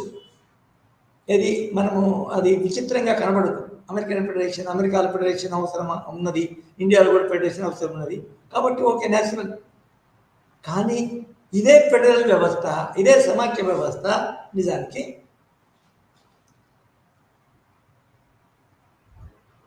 పోల్చరాని, సమానంగా లేని భౌగోళిక ప్రాంతాలైన స్విట్జర్లాండ్ ఒకవైపు, తర్వాత అమెరికన్ ఫెడరేషన్ అమెరికాకి ఇంకొక. సామాన్యంగా ఫెడరల్ సిస్టమ్ అనేది స్విట్జర్లాండ్లో ఉండకూడదు, చిన్నది. సామాన్యంగా ఫెడరల్ సిస్టమ్ అనేది పెద్ద రాష్ట్రాలకి భౌగోళికంగా పెద్దగాను, తర్వాత జనాభా పరంగా జనసంఖ్య ఎక్కువ ఉన్నప్పుడు కానీ అసలు అందులో మా ఫెడరేషన్ అనేది మన ఏర్పడింది. కానీ ఇక్కడ ఎందుకు చేశారు, పోల్చదగిన కొన్ని ఎక్సెప్షన్స్ ఉంటాయి. ఫర్ ఎగ్జాంపుల్ స్విట్జర్లాండ్, చిన్న దేశమైనా కూడా అక్కడ ఫెడరల్ ప్రభుత్వం ఉన్నది. స్విట్జర్లాండ్, స్విస్ ఫెడరేషన్ అనేది. కానీ అది వేరే దేశాల్లో మాత్రం అది వేరే అదొకటే ఉంది నిజానికి. ఇంకా వేరే చిన్న రాష్ట్రాలలో, చిన్న దేశాలలో, భౌగోళికంగా చిన్న ఉన్న దేశాలలో దానికి ఫెడరేషన్ లేవు. సో అదొక ఎగ్జాంపుల్. అదేవిధంగా మనకి పెద్ద దేశాలలో సామాన్యంగా ఫెడరేషన్ ఉండాలి కదా. కానీ చైనా పెద్ద దేశం అయినా కూడా అక్కడ ఫెడరల్ సిస్టమ్ లేదు, సమాఖ్య సిద్ధాంతం లేదు. మన ప్రాంతీయ ప్రభుత్వము తర్వాత కేంద్ర ప్రభుత్వాల మధ్య అధికారం విభజింపబడే మన సమాఖ్య వ్యవస్థ అక్కడ లేదు. ఇట్స్ ఏ యూనిటరీ ఏకకేంద్ర ప్రభుత్వ విధానము, ఏకకేంద్ర శాసనసభ విధానము మరియు ఏకకేంద్ర మరియు న్యాయ వ్యవస్థ అని చెప్పవచ్చు. చైనా ఇది యూనిటరీ ప్రభుత్వంలో చాలా మన ఒకటే ఎక్సెప్షన్. ఫర్ ఎగ్జాంపుల్ మన ఫ్రాన్స్ యూనిటరీ ప్రభుత్వం చిన్నది, తర్వాత ఇంగ్లాండ్ చిన్నది యూనిటరీ ప్రభుత్వం. ఓకే. సో ఇక్కడ చెప్పాల్సింది ఏంటంటే పోల్చదగినవే సామాన్యంగా పోల్చుతుంటాము. ఎవరికి పోల్చుతుంటామంటే వీటి పోల్చుతాం. అదేవిధంగా ఐడియాలజికల్గా కూడా కమ్యూనిస్ట్ దేశాల్లో మంచి పరిపాలన ఉండేది, సమానత్వము, ఆర్థిక సమానత్వము, తర్వాత రాజకీయ సమానత్వము, సాంస్కృతిక సమానత్వము, తర్వాత మన ఈక్వల్ డిస్ట్రిబ్యూషన్ ఆఫ్ వెల్త్, తర్వాత ప్లాన్డ్ డెవలప్మెంట్, వీటన్నిటికీ పేరెన్నిక గల కమ్యూనిస్ట్ రాజ్యాలు ఎప్పుడైతే ఉన్నాయో ఉన్నప్పుడు చెప్తున్నా. ఇప్పుడు ఒక చైనా చెప్తున్నారు, తర్వాత క్యూబా మన కమ్యూనిస్ట్ రాజ్యాలు ఉన్నాయి. కానీ కొన్ని దశాబ్దాల కింద మాత్రం చాలా 1990 వరకు నిజానికి మన కమ్యూనిస్టు మన దేశాలు చాలా ఉన్నాయి. సో మనం ఏమనుకుంటాం, కమ్యూనిస్ట్ దానిలో అన్ని కమ్యూనిస్ట్ రాజ్యాలలో ఈ సమానత్వం ఉంటుంది. కానీ కొన్ని మన కమ్యూనిస్ట్ దేశాలలో నిజానికి వేరే కమ్యూనిస్ట్ దేశాలు పాటించిన విధంగా ఆ దేశంలో కమ్యూనిస్ట్ విధానం లేకపోవచ్చు. అక్కడ లేకపోయినప్పుడు మరి కమ్యూనిస్ట్ దేశాలైనా కూడా మరి అక్కడ పావర్టీ ఉంది, అక్కడ అసమానత్వం ఉంది, అక్కడ విధంగా అన్ఎంప్లాయ్మెంట్ ఉంది అని మనము దాన్ని స్పెషల్గా హైలైట్ చేయవలసి ఉంటుంది. దాని స్పెషల్గా కారణాలేంటి అని తెలుసుకోవాల్సి ఉంటుంది. సో ఈ విధంగా మనకి compared to politics, compared to method, compared to analysis, పోల్చే విశ్లేషణ, చూసే విశ్లేషణ అనేది దానికి మన పోల్చి ఉండే పరిస్థితుల్లోనే పోలిక ఉండే 2 కానీ 3 కానీ పదవుల మధ్యనే పోల్చి అనాలిసిస్ అనేది పోల్చి విశ్లేషణ చేసే పద్ధతి అనేది ఉంటారు. తర్వాత నెక్స్ట్ చెప్పాను కదా ఇప్పుడే, నెక్స్ట్ ఏంటంటే ఇది కంపేరిటివ్ మెథడ్ అనేది చాలా రోజుల నుంచి, చాలా శతాబ్దాల నుంచి ఇది హిస్టారికల్గా మెథడ్. అయితే కొన్ని మార్పులు రావచ్చు. ఇప్పుడు ఉదాహరణకి మన ఈ శతాబ్దం అనుకున్నాం, ఈ శతాబ్దంలో మాత్రం దానికి మోడర్న్ మన వెస్టర్న్ స్కాలర్స్ దానికి కంపేరిటివ్ మెథడ్లో కొన్ని మార్పులు తీసుకొచ్చారు. అవే ముఖ్యంగా ఏంటంటే ఇన్స్టిట్యూషన్స్. ఇదివరకు సామాన్యంగా ఇన్స్టిట్యూషన్స్ని పాత పద్ధతిలో, సంప్రదాయ పద్ధతిలో ఇన్స్టిట్యూషన్స్ని పోల్చి చూసేది, వాటిని ఫంక్షనింగ్ చూసేది. అంటే మానవులు, పౌరులు, మన ఎవరైతే స్త్రీలు, పురుషులు, ఇతరులు వాళ్ళ యొక్క ప్రవర్తన మీద ఫోకస్ చేసి కాకుండా సామాన్యంగా వ్యవస్థల మీదనే ఫోకస్ చేసి మన ఇది చూడడం అనేది ఇది పాత పద్ధతిలో జరిగింది. ఏ విధంగా? ఉదాహరణకి రాత్రిక ఒక మన దేశంలో, మన వెస్టర్న్ కంట్రీస్లో కానీ, మన అమెరికాలో కానీ, ఫ్రాన్స్లో కానీ, జర్మనీలో కానీ, అక్కడ మన ప్రజాస్వామ్య విప్లవం జరిగిన తర్వాత ప్రజాస్వామ్య ప్రభుత్వాలు ఏర్పడుతుంది. అక్కడ రాజకీయాలు ఉన్నాయి. అయితే అప్పుడు ఏం చేసింది, ఒక దేశంలో ఉన్న రాజకీయాన్ని ఇంకొక దేశంలో ఉన్న రాజకీయానికి పోల్చడం. సో అదేవిధంగా రాజకీయంలో ఉన్న మంత్రిత్వ శాఖ కానీ, లేకపోతే న్యాయశాఖ కానీ, సైన్యం శాఖ కానీ పోల్చడం. మన అమెరికాలో బ్రిటన్లో ఎట్లా ఉన్నది, తర్వాత మన ఇంగ్లాండ్ ఎట్లా ఉన్నది, రాజరికాలు పోల్చడం. సో అదేవిధంగా వ్యవస్థలు అంటే ఇన్స్టిట్యూషన్స్ కూడా పోల్చారు ఇది పాత పద్ధతి కంపేర్. కానీ ఈ కొత్త పద్ధతిలో, ఆధునిక పద్ధతిలో ఫోకస్ మార్చడం జరిగింది. దాన్ని ముఖ్యంగా functioning of the institutions, behaviour of the institutions.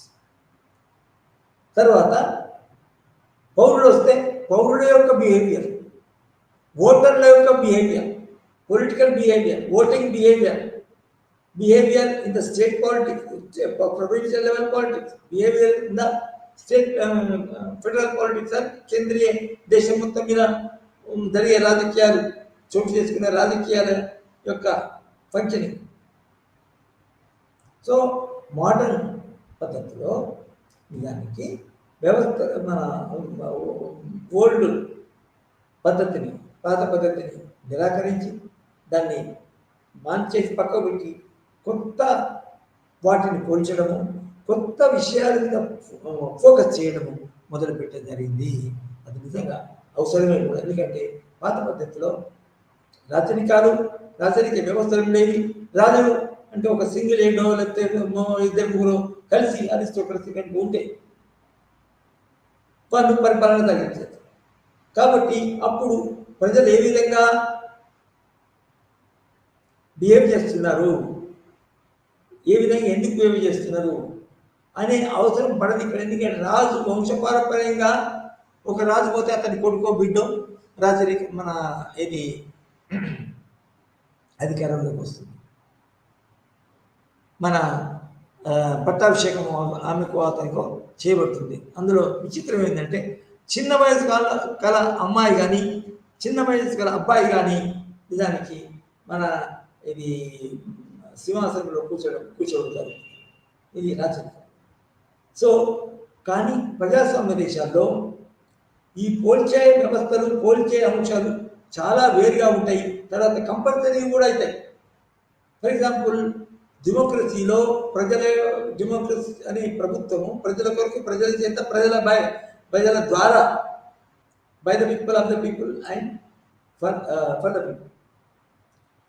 ఇక్కడ డెమోక్రసీస్లో ప్రజల యొక్క భాగస్వామ్యం చాలా ఎక్కువ ఉంటుంది.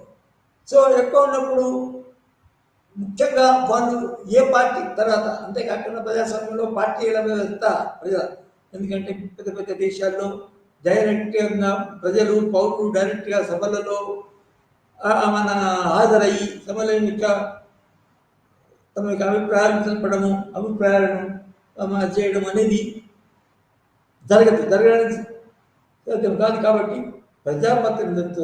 ప్రజాప్రతినిధులు గల పార్టీలకు ఓట్లు వేయగలుగుతుంది. తర్వాత ప్రజాప్రతినిధులలో కూడా, పార్టీలలో కూడా ఏ పార్టీకి ఓటు వేయదలుచుకుంటారో ఆ వ్యక్తికి, ఆ పార్టీకి సంబంధించిన వ్యక్తికి ఓటు వేయడం జరుగుతుంది. సో ఇక్కడ స్వయం పరిపాలన, తర్వాత ప్రజల యొక్క ప్రజల యొక్క భాగస్వామ్యం అనేది చాలా ముఖ్యమైన, ప్రధానమైన పాత్ర వహిస్తారు. అట్లా వహించినప్పుడు అప్పుడు ప్రజల యొక్క ప్రవర్తన ఎట్లా ఉంది, what is the voting behaviour, what is the political behaviour in general of the people, of the పౌరులు, of the voters, and then what is the voting behavior of the voters అనేది తప్పకుండా చదవాల్సి ఉంటుంది. ముఖ్యంగా ఇక్కడ ప్రజాస్వామ్య వ్యవస్థలో సామాన్యంగా సామాన్యంగా అన్ని వ్యవస్థలో రిపబ్లికన్ గవర్నమెంట్ గణతంత్ర దేశాల్లో నిజానికి ప్రతి కొంత పీరియడ్కి ఒక రాజ్యాధినేత అనేవాడు ఎన్నుకొనబడతాడు. తర్వాత కొన్ని సంవత్సరాల కోసమే అధికారంలో ఉండడానికి రాజ్యాంగం అది అది రాజ్యాంగంలో ప్రిస్క్రైబ్ చేయబడుతుంది. సో ఇక్కడ సామాన్యంగా అధికారానికి రావాల్సిన అధికారాన్ని చేపట్టదలిచిన పార్టీలన్నీ అపోజిషన్ పార్టీలు, తర్వాత మధ్య రకమైన పార్టీ, తర్వాత లెఫ్టిస్ట్ పార్టీలు, రైటిస్ట్ పార్టీలు అధికారం చేపట్టాలని వాళ్ళందరూ కూడా నిజానికి ప్రజల యొక్క బిహేవియర్ చదవవలసి ఉంటుంది. ప్రజల యొక్క బిహేవియర్ ఇదివరకు ఎట్లా ఉంది, ఇప్పుడు ఎట్లా ఉంది, ఎట్లా ఉండబోతుంది, ప్రజలు మన ఏమనుకుంటున్నారు, ఏమని ఆలోచిస్తున్నారు, కొత్త వ్యవస్థలో పాత ప్రభుత్వం పడిపోయిన తర్వాత, పాత ప్రభుత్వం యొక్క పీరియడ్ అయిపోయిన తర్వాత కొత్త ప్రభుత్వము, కొత్త పార్టీలు ఎవరికి ఏ పార్టీకి ఏ తలుచుకుంటున్నారు, ఎందుకు తలుచుకుంటున్నారు, ఇప్పుడున్న ప్రభుత్వం, ఇప్పుడున్న పార్టీ, అధికారంలో ఉన్న పార్టీ ఈ యొక్క మన ఈ ప్రజల యొక్క అభిప్రాయాలు ఏంటి.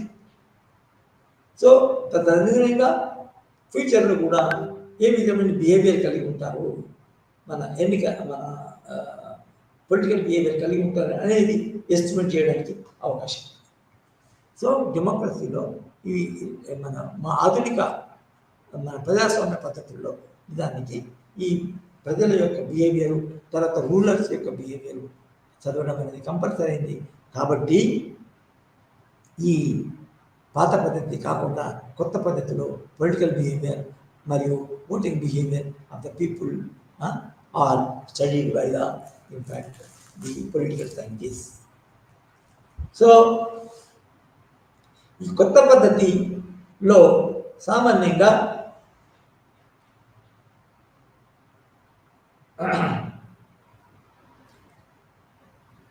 దేశం మొత్తం మీద, ఒక దేశం యొక్క భౌగోళిక ప్రదేశం మొత్తం మీద అన్ని ప్రాంతాలను చదవడం అనేది జరుగుతుంది. అంటే extend because the role of the people who are having different backgrounds, ఒక్కొక్క ప్రజా సమూహానికి, ఒక్కొక్క ప్రజా సముదాయానికి ఒక్కొక్క మన బ్యాక్గ్రౌండ్ ఉంటుంది. ఫర్ ఎగ్జాంపుల్ వర్కర్స్ యొక్క బిహేవియర్ ఎవరు, సామాన్య వర్కర్స్ అనేవాళ్ళు సామాన్యంగా కమ్యూనిస్ట్ పార్టీలకు ఓట్లు వేస్తారు. ఎందుకంటే మొట్టమొదటి నుంచి కమ్యూనిస్టులు వర్కర్స్కి, కార్మికులకి మరియు కర్షకులకు కూడా, కర్షకులకు కూడా ప్రజాన్ని ఇచ్చి వాళ్ళ యొక్క లీడర్షిప్లోనే నిజానికి దేశాలు నడవాలా అని, ప్రభుత్వం నడవాలా అని వాళ్ళు వసిస్తారు. కాబట్టి వాళ్ళ యొక్క కమిట్మెంట్ బట్టి, వాళ్ళ కమిట్మెంట్ బాగుంటుంది కాబట్టి లెఫ్టిస్ట్ పార్టీకి, కమ్యూనిస్ట్ పార్టీకి వర్కర్స్ ఓటేయండి. సో కొన్ని మొదటి నుంచే ఐడియాలజికల్గా నిర్ణయించబడతాయి. కొన్ని కొత్త పరిస్థితులలో ఎన్నికలు జరిగినప్పుడు కొన్ని కొత్త మన వరవడులు ఉండడానికి అవకాశం ఉంటుంది. కమ్యూనిస్టులు కూడా నిజానికి కాంగ్రెస్ పార్టీ ఒక ప్రోగ్రెస్ పూర్తిగా మన మతతత్వ మన విధానాన్ని అనుసరించే బీజేపీని కాకుండా కనీసం కాంగ్రెస్లన్నా ఓటేయడానికి అవకాశం ఉంది. ఇది మన ప్రత్యేక ఓటర్స్. సో ఇది మన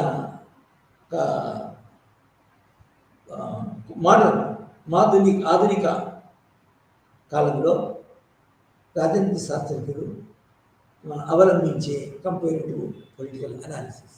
సో ఈ కొత్త దాంట్లో ముఖ్యంగా ఏంటంటే ఒక రాజరిక వ్యవస్థ స్టేబుల్గా ఉండే, అంటే ఏమాత్రం ప్రత్యేకత డైనమిజం లేని రాజరిక వ్యవస్థలు, తర్వాత ఇంకా కొన్ని విషయాలు కంపేర్ చేయడం కాకుండా ఇక్కడ కొత్త విషయాలు, కొత్త అంశాలను కంపేర్ చేయడం జరుగుతుంది. అందులో చాలా ముఖ్యమైన వాళ్ళు నిజానికి మన ప్రజలు, పౌర సముదాయాలు అనేది ఇక్కడ అధ్యయనం జరుగుతుంది. అయితే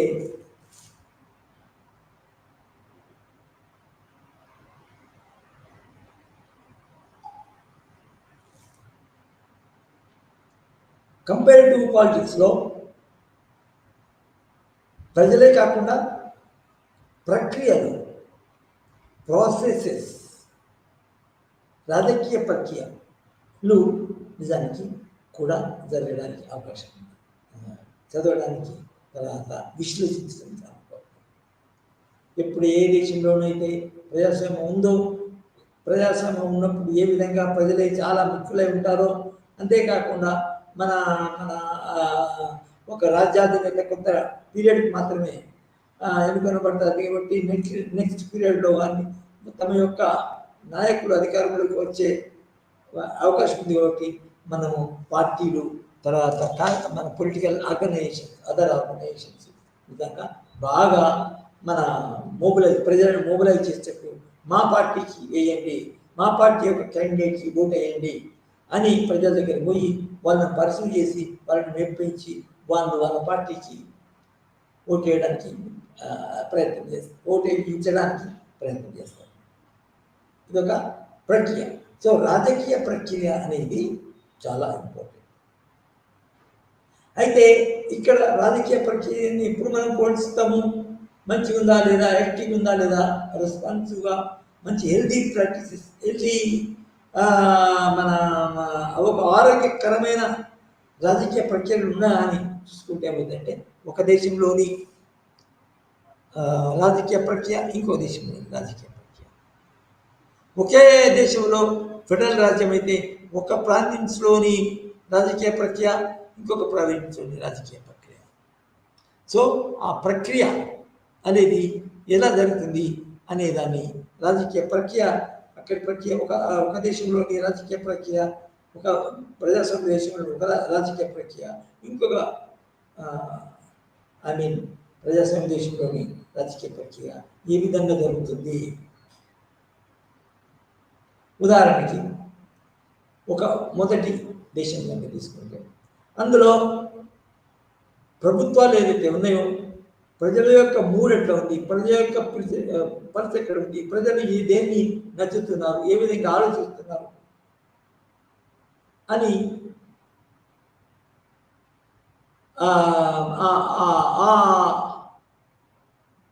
ప్రాసెస్ని చదువుతారు. For example, political party is an institution, political party is వ్యవస్థ. అందులో పార్టీలో ఉన్నవాళ్ళు కానీ, పార్టీ బయట ఉన్నవాళ్ళు కానీ, వాళ్ళ మధ్యన, పార్టీ మధ్యన ఇంటరాక్షన్ జరుగుతుంది. ఇది ఇంటరాక్షన్ అంటే నిజంగా ఒకరికొకరు మాట్లాడుకోవడం, ఒకరికోవడము, మన మన ఒప్పందాలు చేసుకోవడము, క్యాన్వాస్ చేసుకోవడము, ప్రభుత్వం నుంచి వచ్చే వసతులు ప్రజలు మాకు కావాలని డిమాండ్ చేయడము, దానికి సరిపోయిన విధంగా, దానికి తగిన విధంగా ప్రభుత్వాలు రెస్పాండ్ అయ్యి ఆ ప్రజల యొక్క మన ఏంటి డిమాండ్స్ ఫుల్ఫిల్ చేయడము జరుగుతుంది. సో అంటే ప్రజలు ప్రభుత్వాల మీద ఒడ్డెత్తాయి, తర్వాత పార్టీల మీద మన ఒత్తిడి తీసుకొస్తాయి.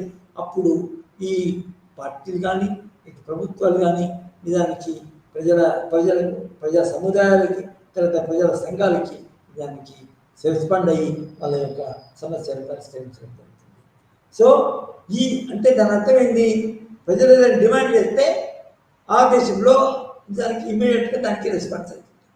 కానీ కొన్ని దేశాల్లో నిజానికి, నేను అనుకుంటా ఈ చైనాలో నిజానికి ఇక్కడ ఉన్నంత ఇక్కడ ఉన్న విధంగా అక్కడ ఇంటరాక్షన్ బాగా ఉండదు. అక్కడ కొంచెం మన ఫస్ట్ అక్కడ అపోజిషన్ పార్టీ లేదు.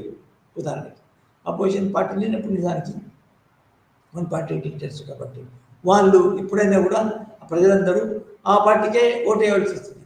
కాబట్టి మనం తిరిగి చాలా కష్టపడి, తర్వాత ప్రజలతో మాట్లాడి, ప్రజలకు స్పీచ్లు ఇచ్చి, ప్రజలను మెప్పించి అది చేసే అవకాశం వాళ్ళకి అక్కడ లేదు. ఎందుకంటే it is a single party basic. ఇది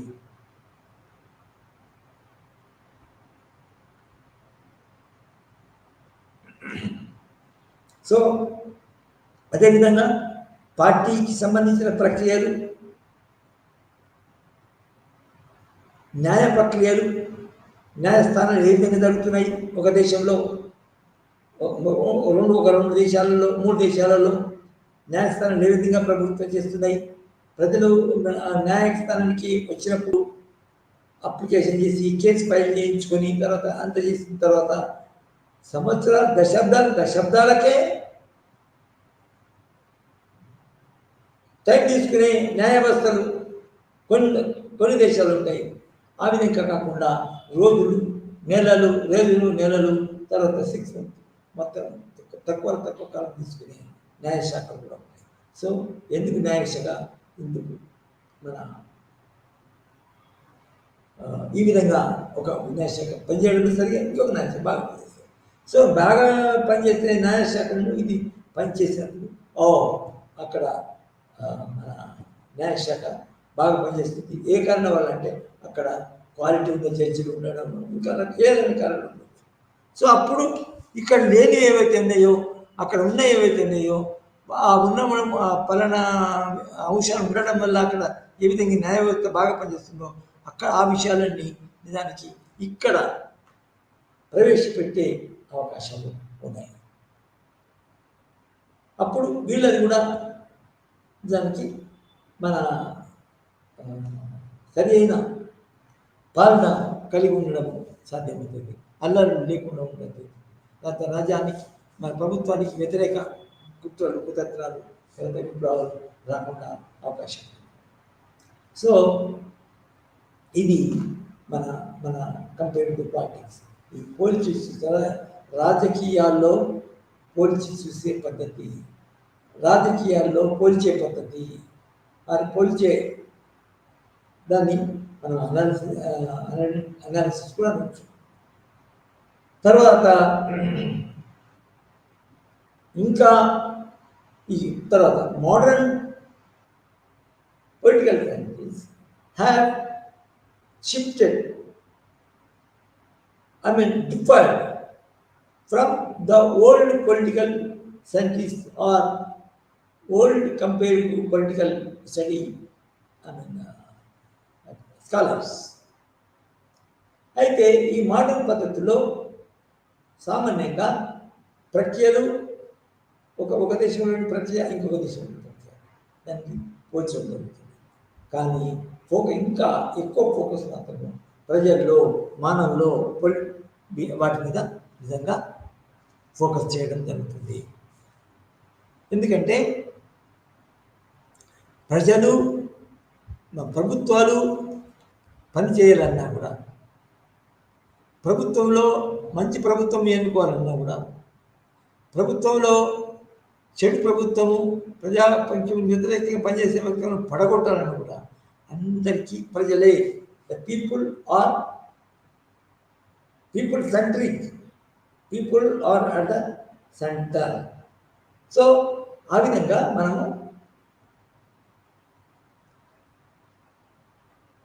ప్రజల యొక్క భావాలపైన, మానవతా అంశాలపైన నిజానికి ఫోకస్ చేయడం జరుగుతుంది. ఆ విధంగా ఇప్పుడు మన ఆధునిక మన పొలిటికల్ సైంటిస్టులు దానికి మన కంపేరిటివ్ పార్టీ యొక్క ఫోకస్ని షిఫ్ట్ చేయడం జరిగింది. సో ఇంకా కంపేరిటివ్ పార్టీ యొక్క లాభాలు ఏంటివి, ఎందుకు కంపేర్ చేయగలరా, ఏం అవసరము, మనం ఇప్పుడు ఏం చెప్పుకున్నాము, వ్యవస్థలు పోల్చవచ్చు, చదివేయచ్చు, వ్యవస్థల యొక్క మన ఫలితాలను చేయొచ్చు, తర్వాత ఇంకా అనేక విధాలుగా చేయొచ్చు. అయితే ఇవి ఈ కంపేరిటివ్ పద్ధతిని అనుసరించి చేయడం వల్ల ఇంతవరకు ఎట్లా చేస్తారు, ఏ సందర్భాల్లో చేస్తారు అని ఇంతవరకు చర్చించుకున్నాం. అని ఇప్పుడు ఏం చర్చిస్తామంటే అసలు కంపేరిటివ్ పాలిటిక్స్ యొక్క కంపేరిటివ్ మన అనాలిసిస్ యొక్క నిజానికి లాభాలు ఏంటివి, బెనిఫిట్స్ ఏంటివి అనేవి కూడా మనం చదువుతాం.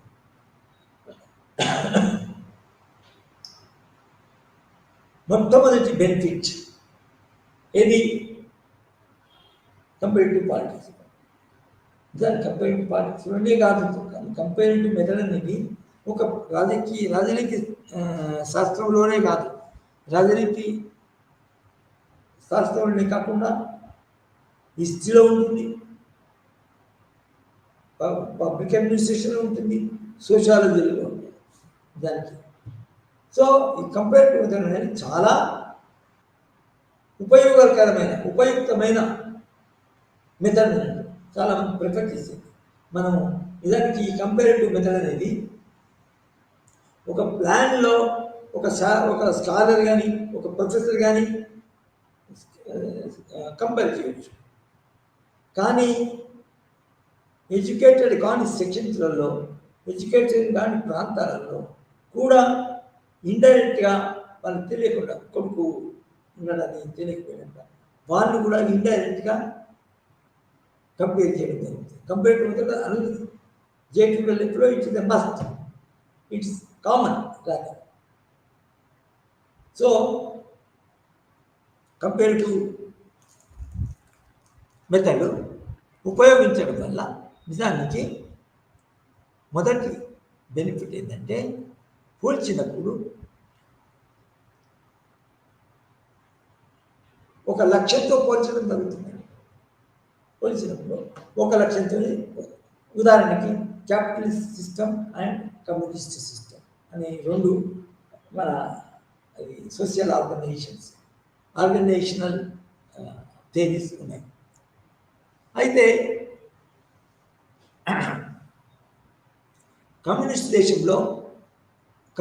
దేశం మనం మార్చుకోవచ్చునా, లేకపోతే కమ్యూనిజంని ఎస్టాబ్లిష్ చేయవచ్చునా, కమ్యూనిస్ట్ పార్టీలు ఏర్పరిచి కమ్యూనిస్ట్ పార్టీల ద్వారా మనం మన దేశం మార్చుకోవచ్చునా అని అనుకునే ముందు ఆ లక్ష్యాన్ని ఏర్పరుచుకునే ముందు నిజానికి రెండు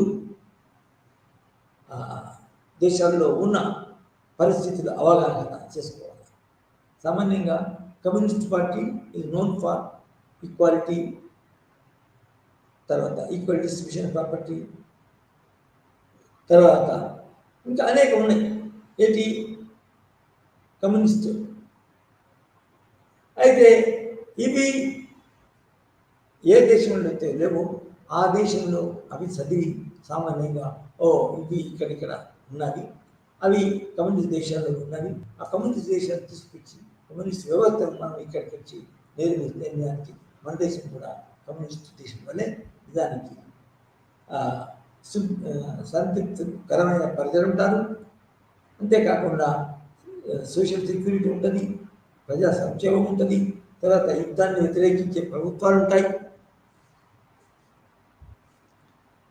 అని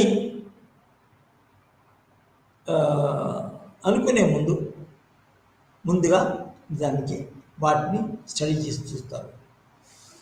కొన్ని ముఖ్య అంశాలలో ఏకత్వము, సిమిలారిటీ ఉన్నా కూడా తర్వాత ఇతర విషయాలలో ముఖ్యంగా ఫంక్షనింగ్ ఆఫ్ ద గవర్నమెంట్ విషయంలో ఏ విధంగా డిఫరెంట్గా ఉన్నది, వెనుకబడి ఉన్నది అని మనం నిజానికి అర్థం చేసుకోవాలి.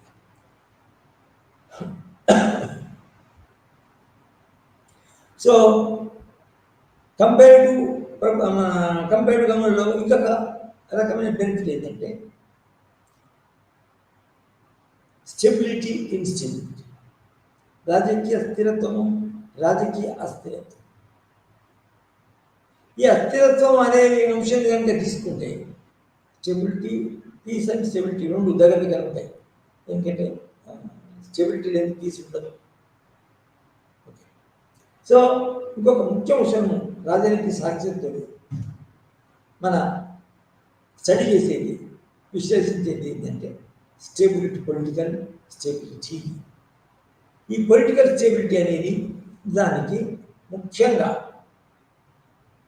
అన్ని రాష్ట్రాల్లో కూడా ఒక థ్రెట్, అన్ని దేశాల్లో కూడా. కానీ పార్లమెంటరీ విధానంలో చాలా పెద్ద థ్రెట్. ఎందుకు అంటే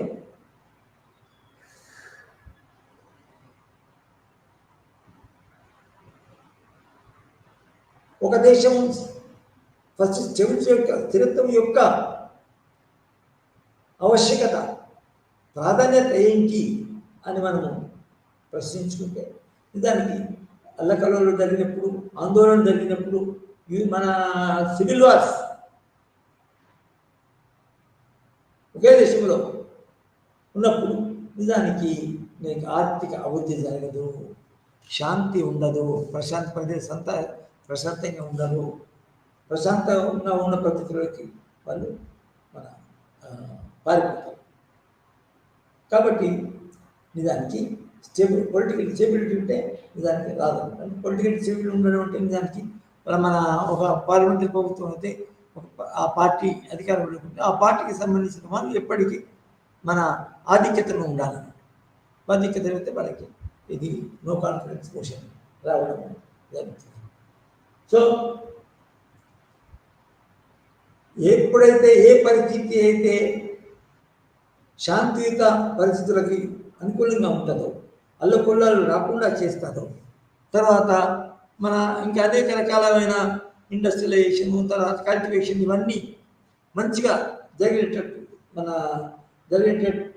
విధంగా అవకాశం ఉంటుందో ఆ అవకాశాన్ని మనము ఇంకొక దేశంలో సరిగా ఆ దేశం యొక్క వ్యవస్థ సరిగా పనిచేయకపోతే ఈ వ్యవస్థ ఈ అంశాలు ఇక్కడ ఉన్నాయి కాబట్టి ఇక్కడ సక్సెస్ఫుల్గా జరుగుతుంది, ఈ అంశాలను తీసుకుపోయి అక్కడ వేరే రాజకీయంగా భిన్న పరిస్థితులు గల దేశంలో ఇంప్లిమెంట్ చేయొచ్చు అనే రికమెండేషన్ చేయడానికి అవకాశం. సో ఇది మన స్థిరత్వం. తర్వాత డెవలప్మెంట్ కూడా, పొలిటికల్ డెవలప్మెంట్ ఫర్ ఎగ్జాంపుల్, ఇంకా వేరే డెవలప్మెంట్ కూడా ఈ కంపేర్ టు మెథడ్లో దానికి చదవడానికి అవకాశం. సో ఈ విధంగా మనము ఈరోజు కంపేర్ టు మెథడ్ అంటే ఏంది? కంపేర్ టు మెథడ్ అంటే పోల్చి చూసే విశ్లేషణ, పోల్చి చూసే మన అధ్యయనము, పోలిక అధ్యయనం అనవచ్చు. ఓకే, ఇది అన్ని ముఖ్యంగా అన్ని మన రంగాల్లో, సైన్స్ రంగము, కమర్షియల్ రంగము, అంటే ఒక చాలా ఇంపార్టెంట్ సోషల్ సైన్స్లో ఉన్న అన్ని సోషల్ సైన్సెస్లో ఈ మన కంపేరిటివ్ అనాలిసిస్ ఉపయోగించడం జరుగుతుంది.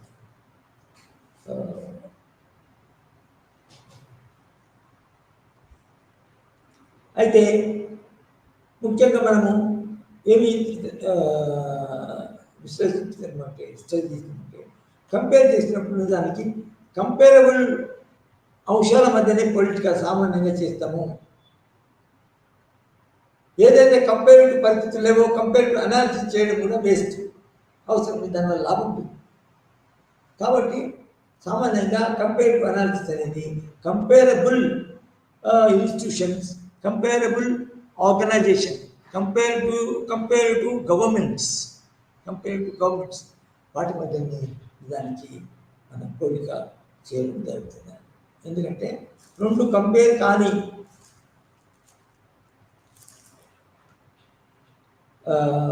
వ్యవస్థలు, అంశాలు లేనప్పుడు కూడా కంపారిజన్ చేస్తే దానివల్ల ఏమవుతుందంటే అవి ఇవి కంపారిజన్గా లాగా కాబట్టి దానికి ఎలాగ అది అధికారం, అది ఒక ఇన్స్టిట్యూషన్ చాలా డెవలప్ అయింది, తర్వాత బాగుంది అనుకుంటే అది కారణాలు వేరే కావచ్చు.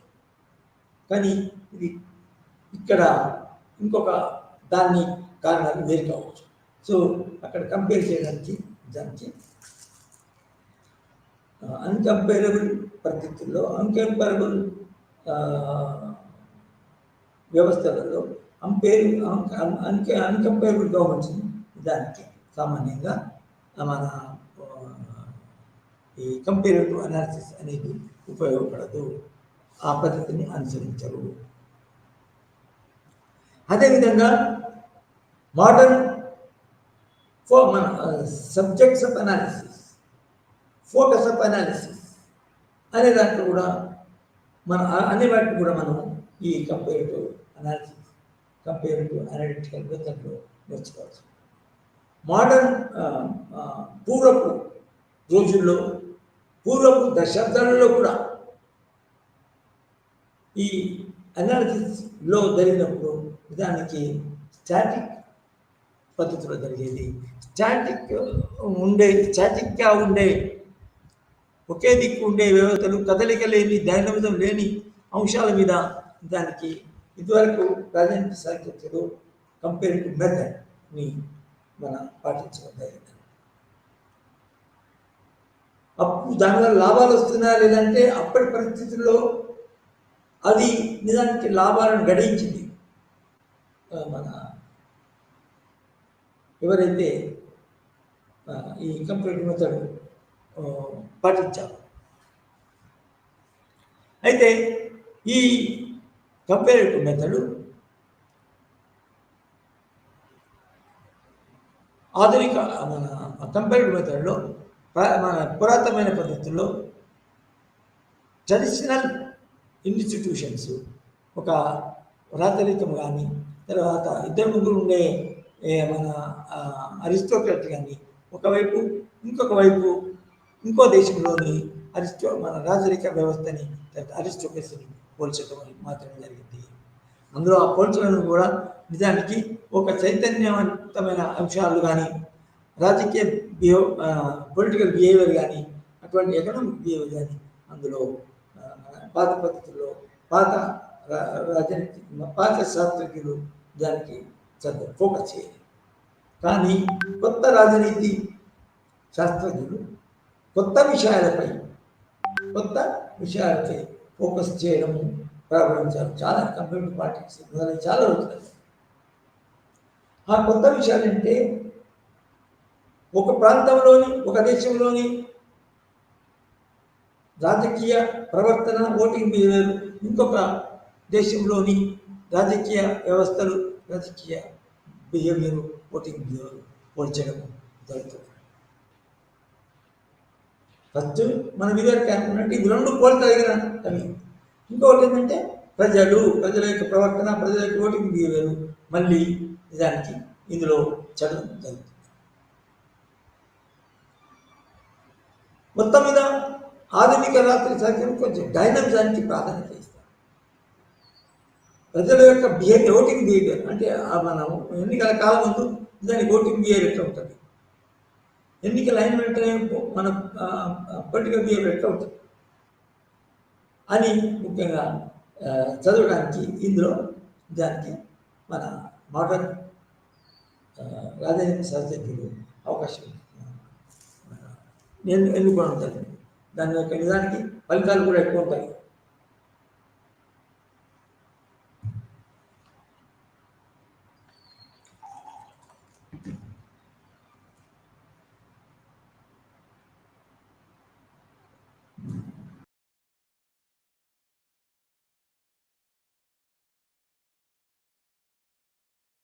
ప్రజాస్వామ్య పద్ధతిలో ఒక కొంతకాలానికి మాత్రమే ఎన్నుకొనబడే అధినేతలు, రాజ్యాధినేతలు ఉన్నప్పుడు నిజానికి ఇది నెక్స్ట్ పరిస్థితి ఎట్లా ఉండబోతుంది, నెక్స్ట్ మనం ఏ పార్టీకి ప్రజలు మొగ్గు చూపుతున్నారు, ఎన్నికలబోతున్నారు అని తెలుసుకోవాలంటే, ఆ యొక్క మన విశ్లేషణతో లాభపడాలంటే నిజానికి ఇప్పుడు అధికారంలోని రాజకీయ పక్షాలు ఈ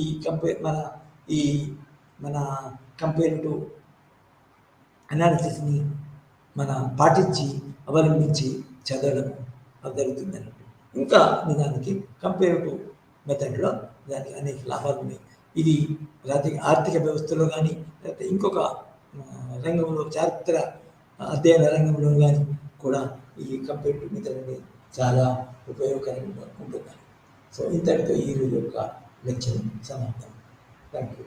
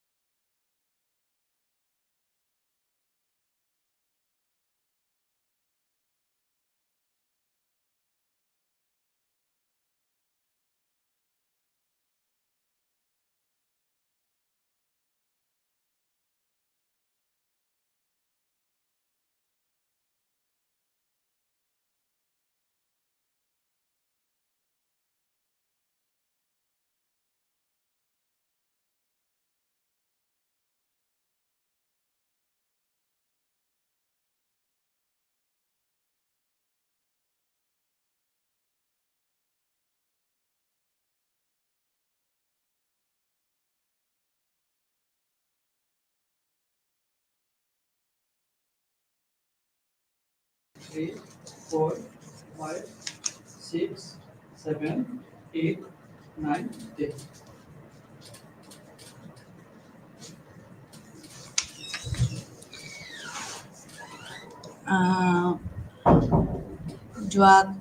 যোৱা যিটো ক্লাছ মই কৰিছিলোঁ আপোনালোকৰ আগত, সেইটো আপোনালোকৰ আছিলে একচেটীয়া বজাৰ আৰু একচেটীয়া বজাৰ কি আৰু একচেটীয়া বজাৰৰ বৈশিষ্ট্য, আৰু লগতে আমাৰ যিটো কিহৰ কাৰণে একচেটীয়া বজাৰ কাৰণ একচেটীয়া বজাৰ কাৰণৰ বৈশিষ্ট্য, আৰু লগতে ইয়াৰ চাহিদা আৰু আয় ৰেখা, এইখিনি আমি আলোচনা কৰিছিলোঁ। আৰু লগতে একচেটীয়া বজাৰৰ সকলো অৰ্থখিনি আমি বিতংভাৱে আলোচনা কৰিছিলোঁ। আপোনালোকৰ নিশ্চয় মনত আছে। আৰু আজি আমি এই একচেটীয়া একচেটীয়া এখন এনেকুৱা বজাৰ য'ত কোনো ধৰণৰ প্ৰতিষ্ঠান আৰু উদ্যোগৰ মাজত পাৰ্থক্য নাথাকে। কাৰণ ইয়াত এজনে বিক্ৰেতা, এটাই উৎপাদিত বস্তু আৰু এটাই মানে একচেটীয়া ব্যৱসায়ীজনে তেওঁলোকৰ উৎপাদিত বস্তুটোৰ দাম নিজেই নিৰ্ধাৰণ কৰে। গতিকে ইয়াত কি হয় যে যিহেতু এজনেই উৎপাদনকাৰী বা আপোনাৰ এখনেই মানে আপোনাৰ বিক্ৰেতা, গতিকে ইয়াতে কি হ'ব, উদ্যোগ আৰু প্ৰতিষ্ঠানৰ মাজত বিশেষ পাৰ্থক্য নাথাকে। ইয়াত গতিকে আমি একচেটীয়া বজাৰৰ প্ৰতিষ্ঠানে কেনেকৈ এটা ভাৰসাম্যতা অৰ্জন কৰে আৰু তেওঁলোকে কেনেকৈ দৰ আৰু উৎপাদন কেনেকৈ তেওঁলোকে নিৰ্ধাৰণ কৰে, সেই বিষয়ে আজি আমি আলোচনা কৰিম। কাৰণ ইতিমধ্যে আমি অৰ্থবোৰ পঢ়িলোঁ, বৈশিষ্ট্য পঢ়িলোঁ। এতিয়া আমি অধ্যয়ন কৰিম যে তেওঁলোকে কেনেকৈ ভাৰসাম্যতা অৰ্জন কৰে এখন একচেটীয়া প্ৰতিষ্ঠানে, আৰু লগতে তেওঁলোকে কেনেকৈ দৰ আৰু উৎপাদন নিৰ্ধাৰণ কৰে। এই যে একচেটীয়া বজাৰৰ যিটো অন্তৰ্গত, ইয়াত কি হয়, এখন প্ৰতিষ্ঠানে তেওঁলোকে যে দৰ নিৰ্ধাৰণ কৰে বা ভাৰসাম্যতা অৰ্জন কৰে, তেতিয়া আমি দুটা ভাৰসাম্য অৱস্থা আমি জানিব লাগিব। আৰু তেওঁলোকে সেই ভাৰসাম্য অৱস্থাটোত তেওঁলোকে কি কৰিব লাগিব, তেওঁলোকে সেই ভাৰসাম্য অৱস্থাটো পাব লাগিব। তেতিয়া তেওঁলোকে সেই কণ্ডিশ্যন দুটা যেতিয়া ফুলফিল হয়, তেতিয়া বা ছেটিছফাই হয়, তেতিয়া তেওঁলোকে ভাৰসাম্যতা লাভ কৰে। এতিয়া সেই কণ্ডিশ্যনকেইটা কি কি? এই কণ্ডিশ্যনকেইটা হ'ল, 1 নম্বৰ হ'ব মানে প্ৰান্তিক আয় প্ৰান্তিক ব্যয়ৰ সমান হ'ব লাগিব। প্ৰান্তিক আয় আৰু প্ৰান্তিক ব্যয় যদি সমান নহয়, তেতিয়াহ'লে এখন প্ৰতিষ্ঠানে কেতিয়াও ভাৰসাম্যতা অৰ্জন কৰিব নোৱাৰে। প্ৰান্তিক আয় প্ৰান্তিক ব্যয় সমান হ'লেহে এখন প্ৰতিষ্ঠানে ভাৰসাম্যতা অৰ্জন কৰিব। আৰু সেই কথাটো আপোনালোকৰ আগৰ ক্লাছতো মই এবাৰ উনুকিয়াই দিছোঁ। লগতে আৰু এটা কণ্ডিশ্যন আছে, বৈশিষ্ট্য নহয়, কণ্ডিশ্যন, চৰ্ত বুলি কয় অসমীয়াত। সেইটো হ'ল যে প্ৰান্তিক ব্যয়ে প্ৰান্তিক আয় ৰেখাক তলৰ পৰা কাটিব লাগিব। যদি নাকাটে, তেতিয়াহ'লে ভাৰসাম্য অৱস্থাটো নাপায়। তাৰমানে কি, প্ৰান্তিক আয় প্ৰান্তিক ব্যয় সমান হ'ব লাগিব, আৰু প্ৰান্তিক ব্যয় ৰেখাই প্ৰান্তিক আয় ৰেখাক তলৰ পৰা ছেদ কৰিব লাগিব। এইটো আমাৰ হ'ল একচেটীয়া বজাৰৰ দৰ নিৰ্ধাৰণৰ আৰু ভাৰসাম্য অৱস্থাৰ দুটা চৰ্ত। খুবেই দৰকাৰী, এই দুটা চৰ্ত জানিব লাগে। আৰু এই দুটা চৰ্ত আপোনালোকৰ পৰীক্ষাৰ কাৰণে যথেষ্ট দৰকাৰী। তাৰ উপৰিও আমাৰ যিখন একচেটীয়া বজাৰ বা একচেটীয়া প্ৰতিষ্ঠান এখনৰ মানে ভাৰসাম্য দৰ নিৰ্ধাৰণৰ ক্ষেত্ৰত দুটা এপ্ৰ'চ আছে। এটা এপ্ৰ'চ হ'ল মানে মুঠ আয় মুঠ ব্যয়ৰ সমান হ'ব লাগিব, আৰু প্ৰান্তিক আয় প্ৰান্তিক ব্যয়ৰ সমান হ'ব লাগিব। মুঠ আয় মুঠ ব্যয়ৰ সমান হ'ব লাগিব। এতিয়া চাওক ইয়াতে, এই যে মুঠ আয় আৰু মুঠ ব্যয়ৰ যিটো এপ্ৰ'চ, সেই এপ্ৰ'চটো চাওক যে ইয়াত মন'পলিষ্টজনে কি কৰে, মেক্সিমাম প্ৰফিট আৰ্ণ কৰে। কেতিয়া মেক্সিমাম প্ৰফিট আৰ্ণ কৰে? আপোনালোকে চিত্ৰটোত এটা বস্তু লক্ষ্য কৰক। টি আৰ এডাল আপোনালোকে দেখিছে ৰেখা টি আৰ, আৰু এডাল দেখিছে টি চি, আৰু এডাল চাওক টি পি। টি পিডাল হ'ল মুঠ উৎপাদন, তাৰমানে টোটেল প্ৰডাকশ্যন। সেইডাল প্ৰথমতে নেগেটিভত, তাৰপিছত সি লাহে লাহে উঠি পেলাই ই বিন্দুত আহিব, আৰু ই বিন্দুৰ পৰা সি আকৌ তললৈকে আউটপুটটো নামি আহিব। আৰু সেই অৱস্থাত আপোনাৰ ব্যয় আৰু আয়ৰ অৱস্থাটো আমি জানিব লাগিব, কাৰণ লাভৰ অংশ নিৰ্ধাৰণ কৰিব লাগিলে আমি আয় আৰু ব্যয়ৰ কথা জানিব লাগিব, আৰু তেওঁলোকৰ মাজত যিটো পাৰ্থক্য কিমান আমি সেইটো জানিব লাগিব, সেইটোৰ মাজত কিমান ডিফাৰেঞ্চ থাকে। এতিয়া আপোনালোকে ফাৰ্ষ্ট টেষ্টটো চাওকচোন চিত্ৰটোৰ, তাত দেখিব আপোনালোকে ফাৰ্ষ্টত চাওক পি পইণ্টটোত আপোনালোকে চাওক টি চি মানে হ'ল মুঠ ব্যয়, কষ্ট, টোটেল কষ্ট। অ' পি কিমান ওপৰত আছে, আৰু তেতিয়া মুঠ আই টি আৰ চাওক আপোনালোকে এমলৈকে বাঢ়িছে, কিন্তু টি আৰটো কমত আছে আৰু ব্যয়টো ওপৰত আছে। তাৰমানে সেইখিনিলৈকে এমলৈকে তাৰমানে আপোনালোকে লক্ষ্য কৰক, ব্যয় বেছি আয় কম, তাৰমানে তাতে কি হৈছে লোকচান ভৰিছে। লাহে লাহে সি উৎপাদন কৰি গৈ থাকিব, আৰু লগে লগে কি হ'ব, এমৰ পিছত চাওক বিক্ৰী কৰাৰ পিছত কি হ'ল, এমৰ পিছত আপোনালোকে চাওক মুঠ আয় ৰেখাডাল ওপৰলৈ গুচি গৈছে, আৰু মুঠ ব্যয় ৰেখাডাল তললৈ নামি আহিছে। তাৰমানে ব্যয়টো কমিছে, আয়টো বাঢ়িছে। আৰু যেতিয়াই ব্যয় কমে আয় বাঢ়ে, তেতিয়াই প্ৰতিষ্ঠানখনে কি অৰ্জন কৰে, লাভ অৰ্জন কৰে। আৰু ইয়াত আপোনালোকে চাওক এ বি অংশটোৱে কি দেখাইছে, আপোনালোকৰ লাভৰ অংশ দেখাইছে, আৰু মেক্সিমাম লাভ কৰিছে।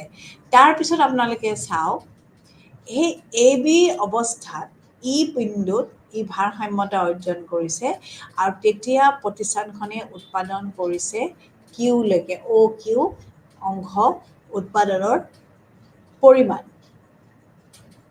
আৰ চিখিনি ঋণাত্মক উৎপাদন, তাত উৎপাদন নাই, তেতিয়া ব্যয়টো কমি আছে, বাঢ়ি আছে, আয়টো কম, বিক্ৰী কৰা নাই, বাঢ়ি আছে। আৰু যেতিয়া ই পালে, ইত কি হ'ব, ই ভাৰসাম্যতা অৰ্জন কৰিছে। কিয়? ইয়াত আপোনালোকে চাওক যে এ আৰু বি যিটো অংশ, তাত সৰ্বাধিক আপোনালোকৰ কি হৈছে, ডিফাৰেঞ্চ হৈছে, আৰু সৰ্বাধিক ডিফাৰেঞ্চ হ'লেই তাত কি হয়, লাভটো সৰ্বাধিক হয়। গতিকে তাৰমানে আয় বেছি হ'ল, ব্যয় কম হ'ল, লাভ হৈ গ'ল, লাভ ওলাই গ'ল প্ৰতিষ্ঠানখনৰ।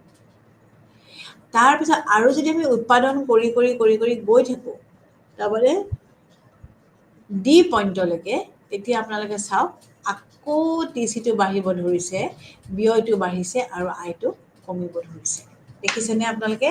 এবাৰ ভালকৈ চিত্ৰটো চালে বুজি পাব যে কোন অংশত প্ৰতিষ্ঠানখনে মেক্সিমাম সৰ্বাধিক লাভ অৰ্জন কৰিছে, এ বি, আৰু তাতেই প্ৰতিষ্ঠানখনে ভাৰসাম্যতা পাইছে ই বিন্দুত, আৰু অ' কিউ উৎপাদনৰ পৰিমাণত কি হৈছে, লাভ সৰ্বাধিক হৈছে, কাৰণ এ বি মানে আয় আৰু ব্যয়ৰ গেপটো বাঢ়ি গৈছে।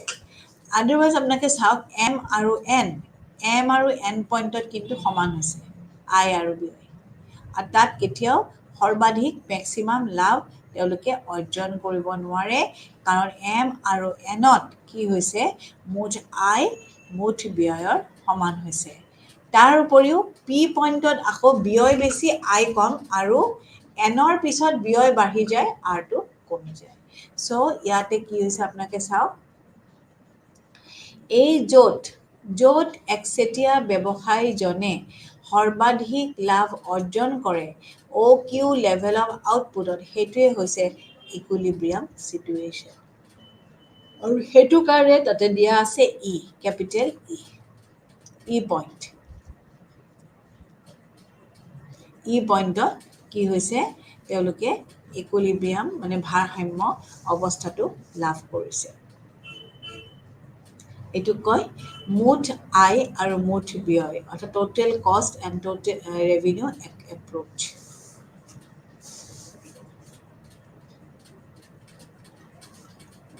ইয়াত RC পাৰ্টটোৱে কি দেখাইছে? RC পাৰ্টটোৱে কি দেখাইছে যে ফাৰ্মখনে লছ খাইছে। আৰু M পইণ্টত কি দেখাইছে? টোটেল ৰেভিনিউ আৰু টোটেল কষ্ট ইকুৱেল। গতিকে ইয়াতে নো প্ৰফিট, কোনো লাভ নহয় ইয়াত আৰু কোনো লছো নহয়। ইয়াত জাষ্ট নৰ্মেল প্ৰফিট, স্বাভাৱিক লাভ। আৰু M পইণ্টটোৱে হ'ল এটা ব্ৰেক ইভেন পইণ্ট। ইয়াক ব্ৰেক ইভেন পইণ্ট বুলি কিয় কয়? ইয়াতকৈ যদি এমতকৈ যদি বেছি হৈ যায়, মানে ইয়াত এমটো কিয় কৈছে? কাৰণ ইয়াত আয় আৰু ব্যয়টো সমান হৈছে, সেইকাৰণে এইটো ব্ৰেক ইভেন পইণ্ট। আৰু তাৰপিছত যদি আমি আৰু বেছি প্ৰডাকশ্যন কৰোঁ, তেতিয়া এই পইণ্ট এমৰ বাহিৰত যদি আমি প্ৰডাকশ্যন কৰোঁ, তেতিয়া আমাৰ কি হ'ব? মুঠ আয়টো বৃদ্ধি পাব আৰু মুঠ ব্যয়টো তলত থাকিব। আৰু সেইখিনি সময়তে কি হ'ব? ফাৰ্মখনে লাভ কৰিব প্ৰফিট। কিহৰ কাৰণে? আৰু TP কাৰ্ভডালে এই পইণ্টত ভাৰসাম্যতা লাভ কৰিছে আৰু তাতে তেওঁলোকে সৰ্বাধিক লাভ অৰ্জন কৰে। আৰু এই যিটো উৎপাদনৰ পৰিমাণ, ইয়াত সেইটোকে কয় ভাৰসাম্য উৎপাদন।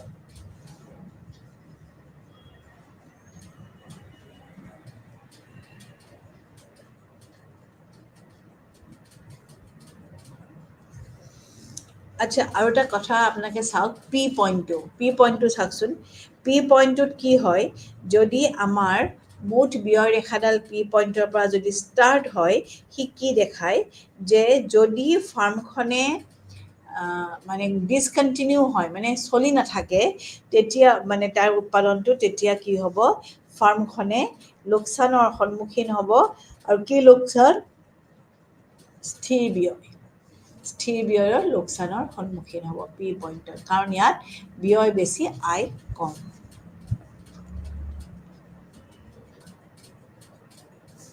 এতিয়া আমাৰ আহিব এইটো নাম্বাৰ 2 এপ্ৰ'চটো, marginal revenue and marginal cost approach. এই এপ্ৰ'চটোত কি কোৱা হয়? যে একচেটিয়া ব্যৱসায়ী এজনে ভাৰসাম্যতা লাভ কৰে দুটা চৰ্তৰ ওপৰত। মই এইটো আগতেও আপোনালোকক কৈ দিছোঁ। সেইটো হ'ল MC ইকুৱেল MR আৰু MCয়ে MRক তলৰ পৰা কাটিব। MC equal MR। মাৰ্জিনেল কষ্ট, MC মানে হ'ল মাৰ্জিনেল, প্ৰান্তিক ব্যয় প্ৰান্তিক আয়ৰ সমান হ'ব লাগিব, আৰু প্ৰান্তিক ব্যয় ৰেখাই প্ৰান্তিক আয় ৰেখাক তলৰ পৰা কাটিব লাগিব। এইটো হ'ল এই এপ্ৰ'চটোৰ দুটা কণ্ডিশ্যন।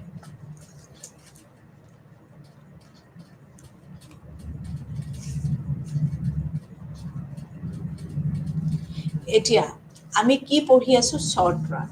শ্বৰ্ট ৰানৰ ভাৰসাম্যতা। একচেটিয়া বজাৰ এখনৰ শ্বৰ্ট ৰানৰ মানে চুটি হ্ৰস্বকালৰ ভাৰসাম্য অৱস্থাটো পঢ়ি আছোঁ। আৰু হ্ৰস্বকালৰ ভাৰসাম্য দুটা আছে, এটা আছে শ্বৰ্ট ৰান, এটা আছে লং ৰান। আমি শ্বৰ্ট ৰানটো পঢ়ি আছোঁ এতিয়া।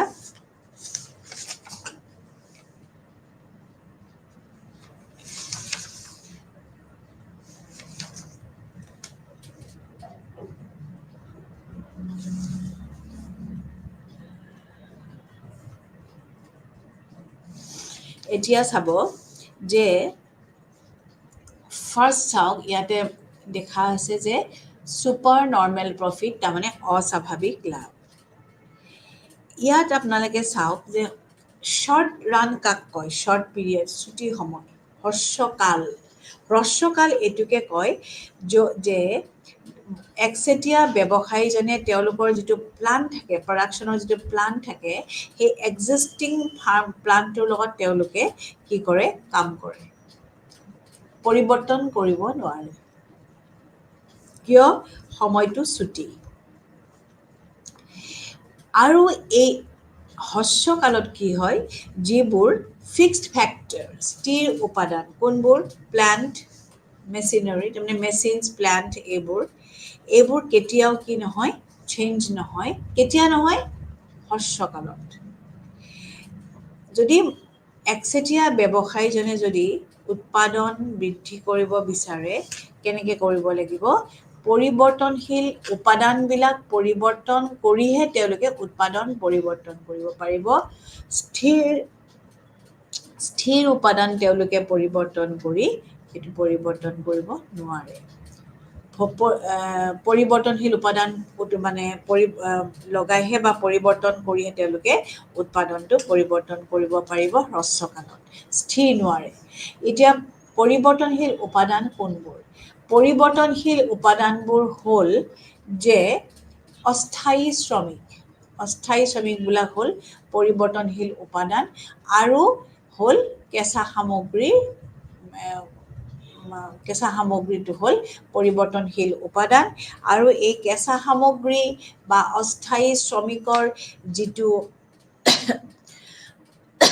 এইবিলাক ফেক্টৰ এইবোৰ পৰিৱৰ্তন কৰিহে কি কৰিব পাৰে তেওঁলোকে উৎপাদিত বস্তুখিনি পৰিৱৰ্তন কৰিব পাৰে স্থিৰ উপাদান পৰিৱৰ্তন কৰি তেওঁলোকে পৰিৱৰ্তন কৰিব নোৱাৰে এইটো হ'ল শ্বৰ্ট টাৰ্ম ভাৰসাম্য মানে হ্ৰস্বকালৰ ভাৰসাম্যতাৰ এটা সৰুকৈ দিয়া কনচেপ্ট যে আপোনালোকে বুজিব লাগিব যেতিয়াই দৰ নিৰ্ধাৰণ কৰিব তেতিয়াই আপোনালোকে বুজিব লাগিব যে হ্ৰস্বকালৰ ভাৰসাম্যতা আমি কেনেকৈ অৰ্জন কৰিম বা দীৰ্ঘকালৰ ভাৰসাম্যতা আমি কেনেকৈ অৰ্জন কৰিম দুটাই থাকিব আপোনাৰ সময়ৰ সেয়া গতিকে আপোনালোকে এইটো ভাৰসাম্যতাটো সেনেকৈ আপোনালোকে নিৰ্ধাৰণ কৰিব পাৰে এতিয়া আহিব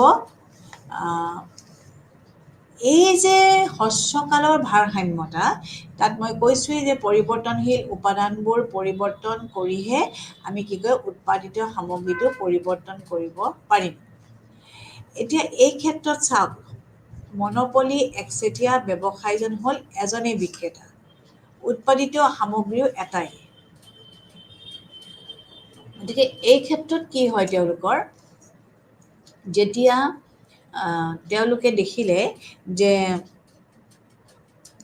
তেওঁলোকৰ এজনেই যিহেতু ৰজা মনোপলিছবিলাকে একচেটিয়া ব্যৱসায় নিজকে ৰজা বুলি ভাবে কাৰণ তেওঁলোকৰ কোনো প্ৰতিযোগী নাই তেওঁলোকৰ কোনো কম্পিটিটৰ্ছ নাই প্ৰতিযোগী নাই আৰু সেই ক্ষেত্ৰত তেওঁলোকৰ মুখ্য উদ্দেশ্যটো কি হ'ব যে সেই ক্ষেত্ৰত তেওঁলোকৰ মুখ্য উদ্দেশ্য হ'ব অস্বাভাৱিক লাভ অৰ্জন কৰা এতিয়া অস্বাভাৱিক লাভ কি অস্বাভাৱিক লাভ হৈছে যে যদি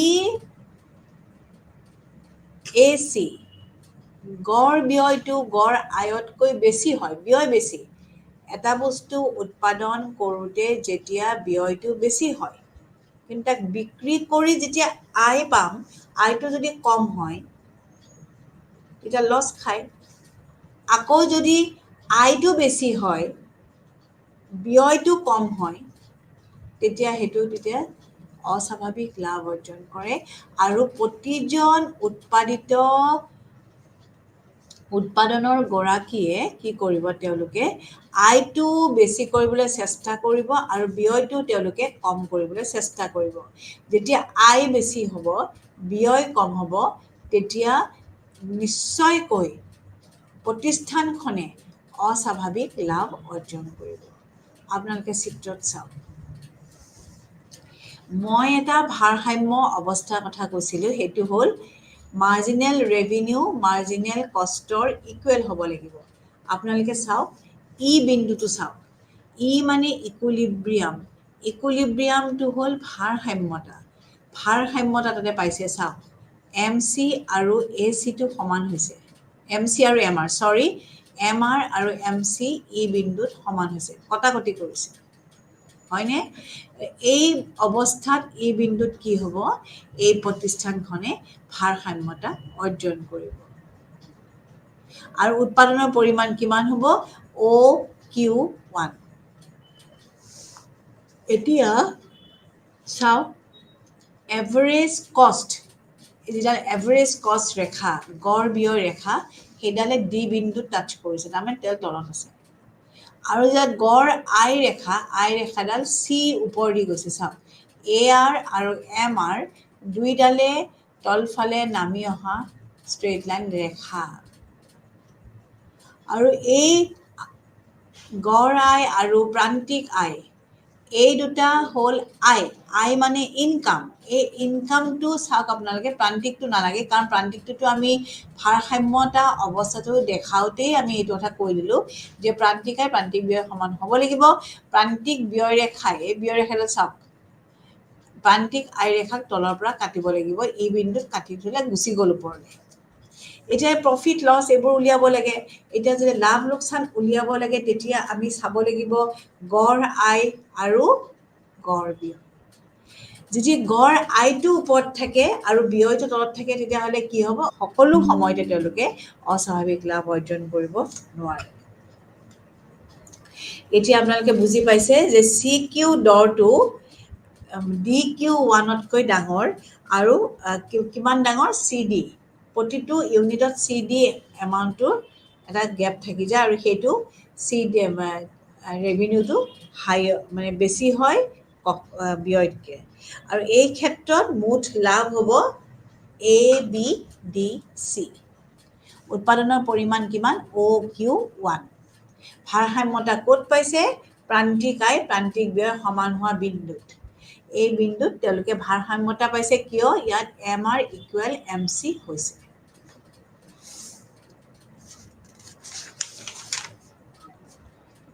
এতিয়া চাওক যে সকলো সময়তে তেওঁলোকে, মই কৈছোঁৱেই, অস্বাভাৱিক লাভ অৰ্জন কৰিব নোৱাৰে। কিন্তু হ্ৰস্বকালত কি হয়, তেওঁলোকে কেতিয়াবা কেতিয়াবা অস্বাভাৱিক লাভ অৰ্জন কৰিলেও কেতিয়াবা কেতিয়াবা তেওঁলোকৰ চাহিদাৰ কাৰণে কি হয়, লোকচানো ভৰিব পাৰে বা স্বাভাৱিক লাভো অৰ্জন কৰিব পাৰে। এতিয়া চাওক স্বাভাৱিক লাভ। স্বাভাৱিক লাভটো মানে কি? যে ইয়াত গড় আয় আৰু গড় ব্যয় সমান হয়। এতিয়া গড় আয় আৰু গড় ব্যয়ৰ লগত কি থাকিব? আমাৰ এই স্বাভাৱিক লাভটো অন্তৰ্ভুক্ত হৈ থাকিব। আৰু ইয়াতে কি হয়, আমি এই ডায়েগ্ৰামটোত চিত্ৰত দেখিলে গম পাম যে এম আৰ ইকুৱেল এম চিটো এইটো হ'বই লাগিব। প্ৰান্তিক আয় প্ৰান্তিক ব্যয়ৰ সমান হ'বই লাগিব। ইয়াতো হৈছে, কোনটো বিন্দুত হৈছে? ই বিন্দুত হৈছে। চাওক চিত্ৰত, ই বিন্দুত হৈছে সমান এম আৰ ইকুৱেল এম চি।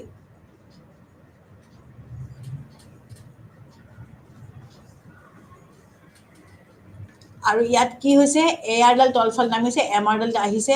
এম আৰটো তলত থাকিব ৰেখাডাল, এ আৰডাল ওপৰত থাকিব। আৰু ইয়াত আপোনালোকে চাওক, আই এ আৰ আৰু এছ এ চি ব্যয় ৰেখাডাল কটাকটি কৰিছে আৰ এই বিন্দুত। আৰু এই বিন্দুতে তেওঁলোকে কি কৰিছে? স্বাভাৱিক লাভ অৰ্জন কৰিছে। এ আৰ ইকুৱেল এ চি, ইয়াতে কি কৰিছে? তেওঁলোকে স্বাভাৱিক লাভ অৰ্জন কৰিছে।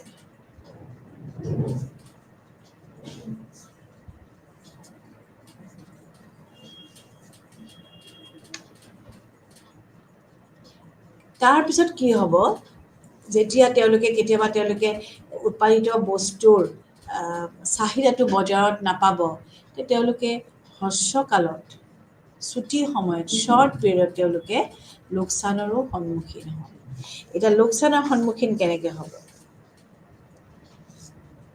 যেতিয়া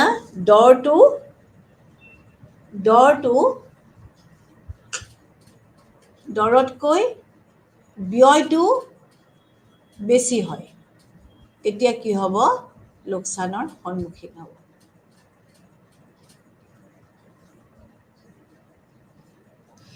আৰু যেতিয়া, কিন্তু ইয়াতে এটা কথা আহিব দেই, আপোনালোকে ভালকৈ চাওক। এই 2 নম্বৰ চিত্ৰটো এটা বস্তু চাওকচোন। এছ এ চি, এছ এ ভি চি, তাৰমানে শ্বৰ্ট ৰান এভাৰেজ কষ্ট, হ্ৰস্বকালীন গড় ব্যয় ৰেখা। এছ এ ভি চি, হ্ৰস্বকালীন গড় পৰিৱৰ্তনশীল ব্যয় ৰেখা। এতিয়া এ চি, হ্ৰস্বকালীন ব্যয় ৰেখা। তাত কোনো ধৰণৰ বেলেগ আমি সোমোৱা নাই, আমি অকল এ চি বুলি আমি কৈছোঁ। এই যে এ চিত আপোনালোকে চাওক, তাত ফিক্স কষ্টটো থাকে, ভেৰিয়েবল কষ্টটো থাকে। কিন্তু শ্বৰ্ট ৰাণত অকল আমি ভেৰিয়েবল কষ্টটোহে, মানে পৰিৱৰ্তনশীল ব্যয়টোহে আমি লওঁ। আৰু এই পৰিৱৰ্তনশীল ব্যয়ত কি হ'ব? ছাপ'জ চাহিদা কমি গ'ল, ছাপ'জ অৰ্থনীতিখনত ডিপ্ৰেশ্যন আহিল, মানে অৱনতি হ'ল, সেইখিনি সময়ত কি হ'ব, তেওঁলোকে উৎপাদনটো কণ্টিনিউ কৰি থাকিব, কাৰণ টাইমটো ছুটি। কেতিয়ালৈকে কণ্টিনিউ কৰি থাকিব, যেতিয়ালৈকে দৰটোৱে এভাৰেজ ভেৰিয়েবল কষ্টটো কাভাৰ নকৰে। দৰে কি কৰিব লাগিব, এভাৰেজ ভেৰিয়েবল কষ্ট, তাৰমানে এইডাল ৰেখা ইউ আকৃতিৰ ছেকেণ্ডডাল, সেইডাল কাভাৰ কৰিব লাগিব, সেই ব্যয়টো কাভাৰ কৰিব লাগিব, পৰিৱৰ্তনশীল ব্যয়টো। তেতিয়াহে কি হ'ব, প্ৰতিষ্ঠানখনে আপোনাৰ উৎপাদনৰ যিটো কাৰ্য সেইটো তেওঁলোকে কণ্টিনিউ কৰি থাকিব। এতিয়া আপোনালোকে চাওক, মই কৈ আছোঁ যে ইয়াতে লছ খাইছে। লছ খোৱাৰ কাৰণটো কি হ'ব পাৰে, যে চাহিদাটো কমি যাব পাৰে, বা অৰ্থনীতিখনত ডিপ্ৰেশ্যন আহিব পাৰে, অৱনতি হ'ব পাৰে, তেতিয়া ধৰক লছ খাব। লছ খাওঁতে আপোনালোকে চাওক, দেখা দেখি এয়াৰ কাৰ্ভডাল তললৈ আহিছে, এয়াৰ কাৰ্ভডাল তলত আছে, আৰু গড় ব্যয় ৰেখাৰ কাৰ্ভডাল ওপৰত আছে, ইউ আকৃতিৰ এণ্ড পইণ্টত টাচ কৰিছে। চাওক, ব্যয়টো বেছি, আয়টো কম, এন এ, সেই পৰ্চনটো এ পইণ্টত ৰেভিনিউ হৈছে, তাৰমানে আয় হৈছে ধৰি লওক 20 টকা, ব্যয় ধৰক হৈ আছে 30 টকা, 10 টকা লছ সেই বস্তুটো। কিন্তু ইয়াতে উৎপাদন বন্ধ ৰাখি দিয়া নাই, উৎপাদনটো চলাই। লছ খালেতো জেনেৰেলি আমি কি দেখা পাওঁ, যে লোকচান হৈছে, বিজনেছটো বন্ধ হৈ গ'ল। কিন্তু ইয়াত সেইটো নহয়, ইয়াত বন্ধ হ'ব লাগিছিল, টাইমটো ছুটি কাৰণে তেওঁলোকে কি কৰিলে, বন্ধ কৰা নাই। হ'ব, আমি কেইদিনমান চাই লওঁ, দীৰ্ঘকালত তেওঁলোকে বন্ধ কৰি দিব, তেওঁলোকে কণ্টিনিউ নকৰে। কাৰণ একচেটিয়া ব্যৱসায়ীজন নিজেই এজনেই বিক্ৰেতা, এজনেই উৎপাদনকাৰী, আৰু তেওঁৰ যিহেতু ফাৰ্ম, প্ৰতিষ্ঠান, উদ্যোগৰ কোনো ডিফাৰেঞ্চেই নাই, তেওঁ উৎপাদিত বস্তু এটা, তেওঁৰ তাতেই গ'লে উৎপাদিত বস্তুটো পাব, বেলেগত নাপায়। সেই অৱস্থাত তেওঁ হ্ৰস্বকালত তেওঁ লছ খায়ো কণ্টিনিউ কৰি আছে তেওঁৰ উৎপাদন কাৰ্য। কিয় উৎপাদন কাৰ্য, যে সেই ব্যয়, স্থিৰ ব্যয়, পৰিৱৰ্তনশীল দুটা থাকে, আৰু পৰিৱৰ্তনশীল ব্যয়টো সেই দৰটোৱে মানে কাভাৰ নকৰালৈকে তেওঁ কণ্টিনিউ কৰি থাকিব।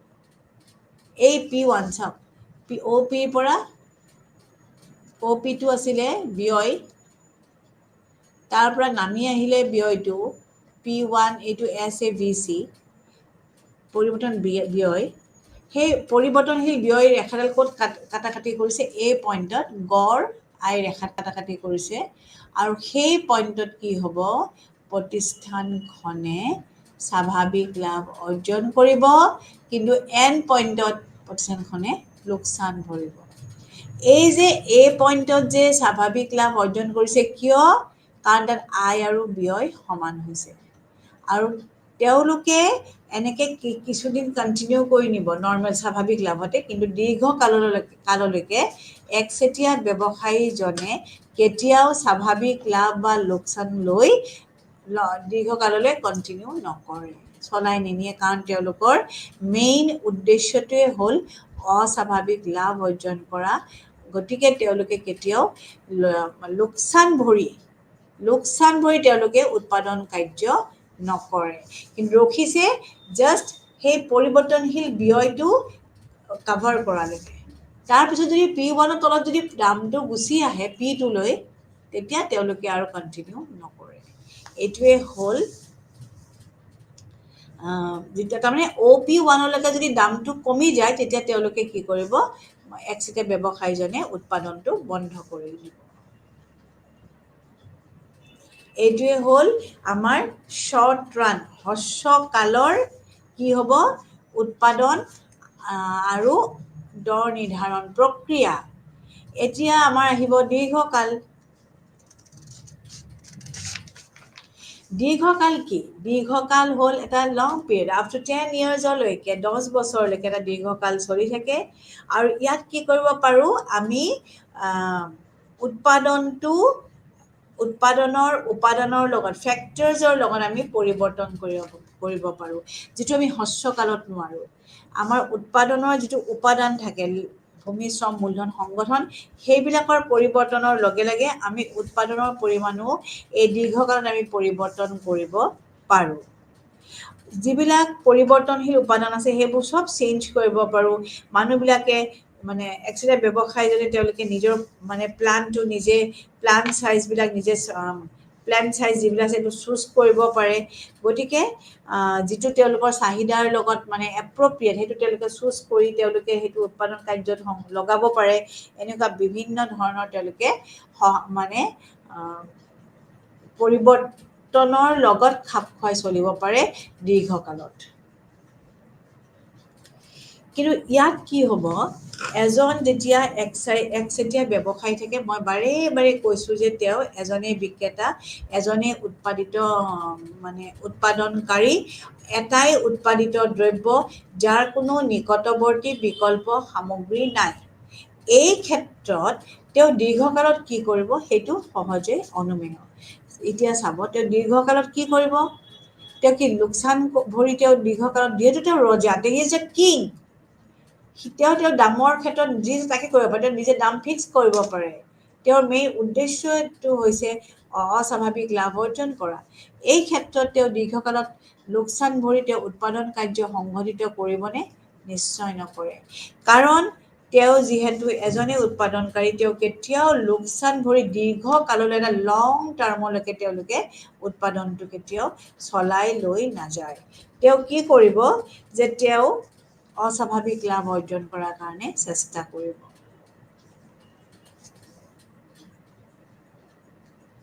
এই চিত্ৰটো চাওক যিটো আমাৰ অস্বাভাৱিক লাভ আমাৰ আগতে দিয়া আছে এইটোৱে চিত্ৰটো হ'ব ইয়াতে যিহেতু আই ওপৰত ব্যয় তলত গতিকে চি ডি এমাউণ্টে অস্বাভাৱিক লাভ ব্যয় তলত আছে আৰু ইয়াতে আপোনাৰ এ আছে দাম বি আছে ব্যয় এ বিটো প্ৰফিট হৈ গ'ল অ' এ ধৰক গড় আই হ'ল ধৰক গড় আই আমি ধৰিলোঁ 40 rupees আৰু গড় ব্যয় ধৰিলোঁ 20 rupees মাইনাছ কৰি দিলে আমাৰ ওলাই যাব 20 is the profit so এই যে ৰেক্টেংগল আছে এ বি চি ডি এই ৰেক্টেংগলটোৱে আমাৰ কি দেখায় অস্বাভাৱিক লাভ দেখায় এতিয়া এটা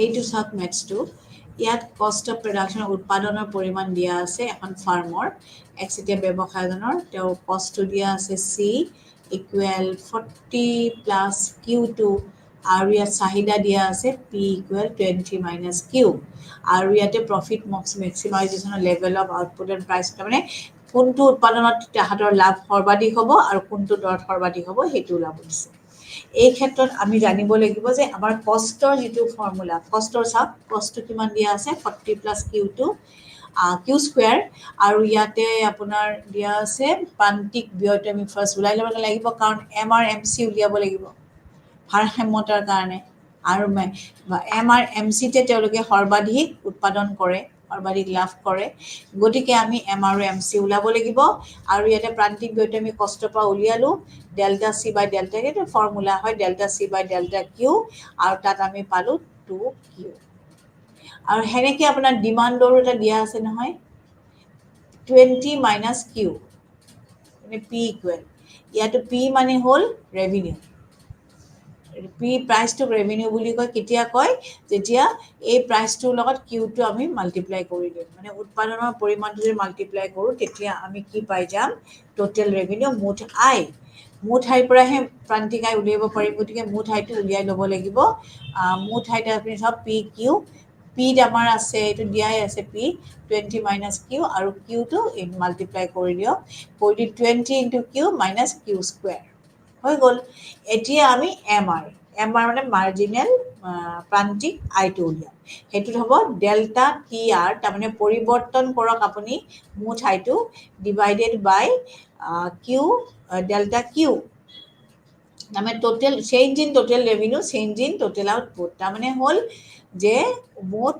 আয়ৰ পৰিৱৰ্তন আৰু মুঠ উৎপাদনৰ পৰিৱৰ্তন তেতিয়া আমি কি পাই যাম প্ৰান্তিক আয় পাই যাম আৰু সেইটো 20 মাইনাছ 2Q এতিয়া আমি দুটাই ইকুৱেল কৰি দিওঁ কিমান আছিলে প্ৰান্তিক আয় 2Q প্ৰান্তিক ব্যয় 2Q, প্ৰান্তিক আয় কিমান আছিলে 20 মাইনাছ 2Q। এইটো আপুনি কৰক, আপোনাৰ এইফালে 2Qটো লৈ আহক, আহি পেলাই প্লাছ কৰক 4Q, তাৰপিছত আপোনাকে Q হ'লে এইটো 4 দি ডিভাইড কৰি দিলে 5 4 যা 20 ওলাই গ'ল। গতিকে 5 ওলাই গ'ল Q, আৰু গতিকে লেভেল অফ আপোনাৰ উৎপাদনৰ পৰিমাণ 5 হ'ব, আৰু প্ৰাইচটো কিমান হ'ব আপোনালোকে সেই 5টো সেই প্ৰাইচত বহাই দিয়ক, 20 মাইনাছ Qত বহাই দিয়ক, 15 হ'ব, 20 মাইনাছ 5 15।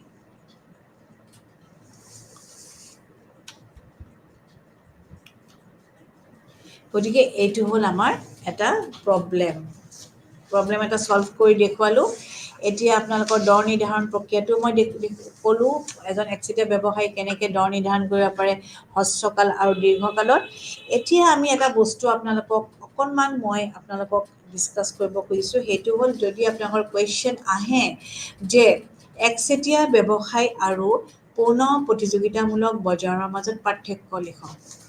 আচ্ছা, আপোনালোকক মই আগতেও পূৰ্ণ প্ৰতিযোগিতামূলক বজাৰৰ বিষয়ে আলোচনা আমি কৰিছিলোঁ।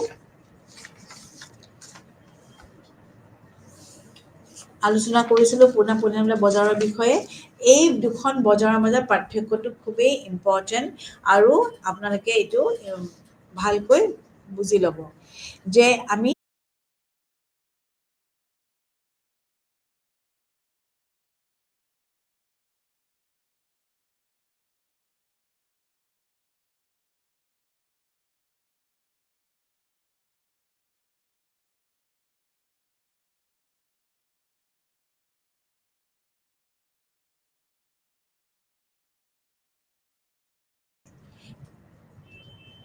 কাৰণ তাত প্ৰাইচ ডিছক্ৰিমিনেশ্যন, দৰ বিভেদীকৰণ নাই। ক'ত নাই? পূৰ্ণ প্ৰতিযোগিতামূলক বজাৰত দৰ বিভেদীকৰণটো নাই।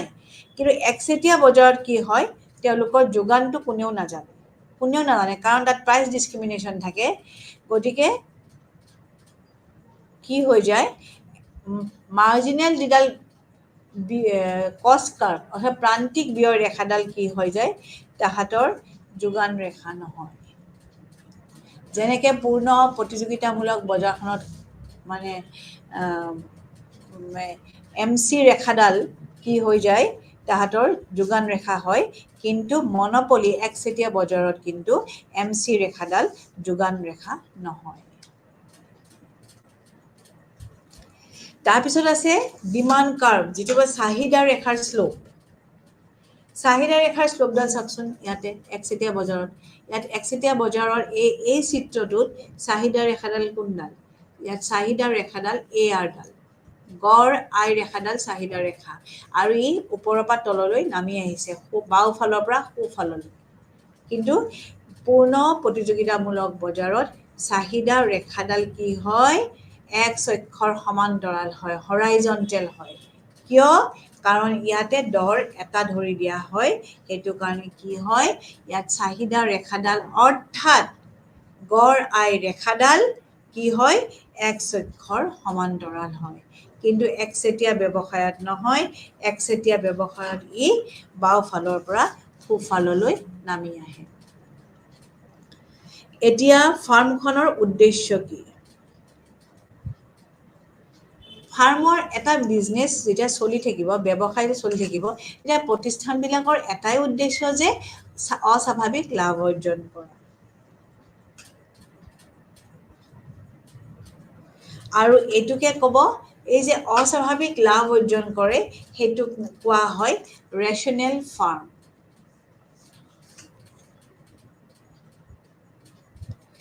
তাৰপিছত আহিব দৰৰ কম্পেৰিজনটো, তুলনা। দুখন বজাৰ আমাৰ, এখন হ'ল একচেটিয়া, এখন হ'ল পাৰফেক্ট। ইহঁতৰ দৰৰ যেতিয়া এটা তুলনা হ'ব, কি তুলনা? যে একচেটিয়া ব্যৱসায়ীজন, মই বাৰে বাৰে কৈছোঁ যে এজনেই বিক্ৰেতা, এজনেই উৎপাদনকাৰী, উৎপাদিত কোনো দ্ৰব্য সামগ্ৰী, নিকটৱৰ্তী বিকল্প দ্ৰব্য সামগ্ৰী নাই। কিন্তু পূৰ্ণ প্ৰতিযোগিতামূলক বজাৰত একেজাতীয় বস্তু বিক্ৰী কৰা হয়, কিন্তু তেওঁলোকৰ কি হয় পূৰ্ণ প্ৰতিযোগিতামূলক বজাৰত, যে তেওঁলোকৰ দৰটো উদ্যোগখনে কি কৰে, ফিক্স কৰি দিয়ে, প্ৰতিষ্ঠানবিলাকে জাষ্ট গ্ৰহণ কৰে, তাৰমানে সেই দামত তেওঁলোকে চেল কৰিব। ইয়াত কি হয়, একচেটিয়া ব্যৱসায়ী দৰবিলাক সদায় পূৰ্ণ প্ৰতিযোগিতামূলক বজাৰৰ দৰতকৈ বেছি হয়।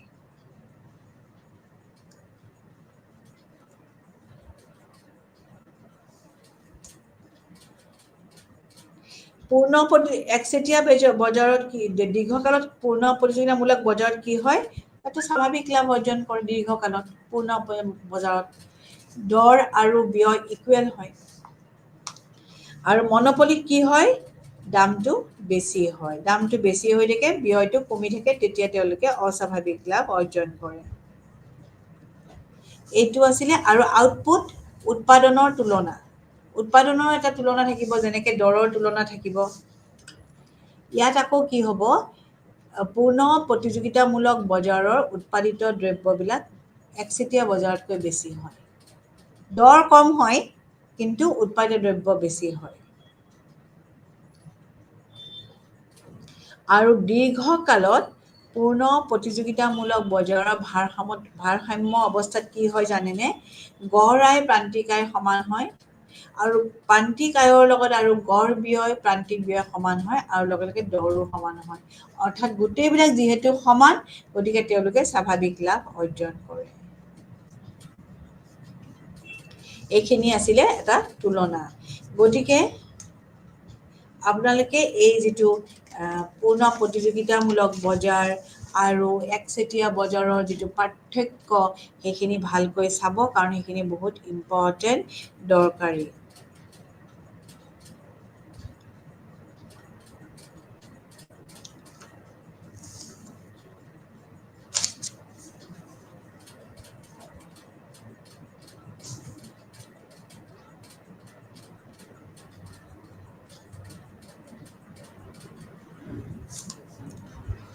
এতিয়া এটা বস্তু আহিব আপোনালোকৰ, প্ৰাইচ ডিছক্ৰিমিনেশ্যন, দৰ বিভেদীকৰণ। খুব ইম্পৰ্টেণ্ট।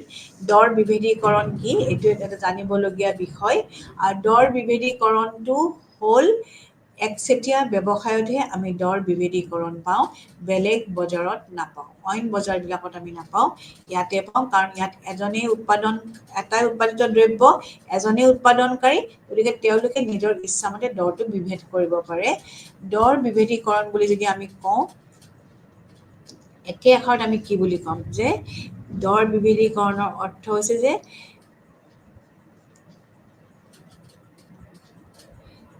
একেটা বস্তুৰ কাৰণেই, একেজাতীয় বস্তুৰ কাৰণে বিভিন্ন গ্ৰাহকৰ পৰা বেলেগ বেলেগ দাম বিচৰাটোৱেই হ'ল দৰ বিভেদীকৰণ।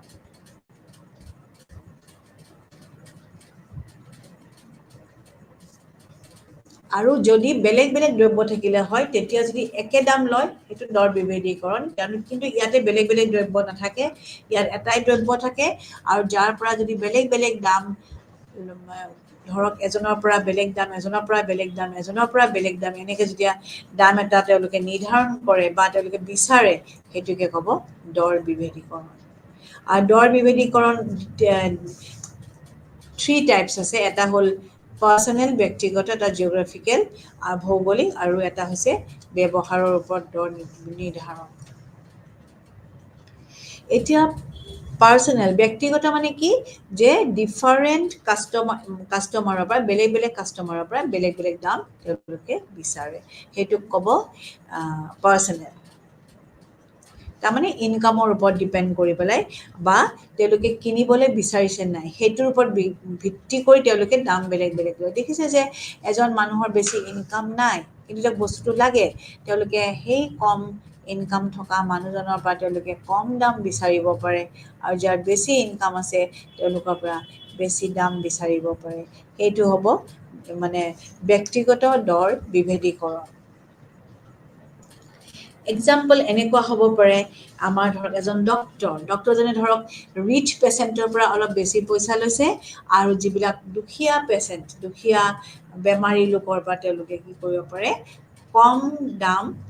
কম ফিজ তেওঁলোকে নিৰ্ধাৰণ কৰিব পাৰে। তেতিয়া সেইটো হ'ব ব্যক্তিগত দৰ বিভেদীকৰণ। আৰু এটা আছে ভৌগোলিক, জিঅ'গ্ৰাফিকেল, তাৰমানে ভৌগোলিক। সেইটো হ'ল যে তেওঁলোকে বিভিন্ন জায়গাৰ পৰা বিভিন্ন দাম লয় কিন্তু বস্তুটো একেই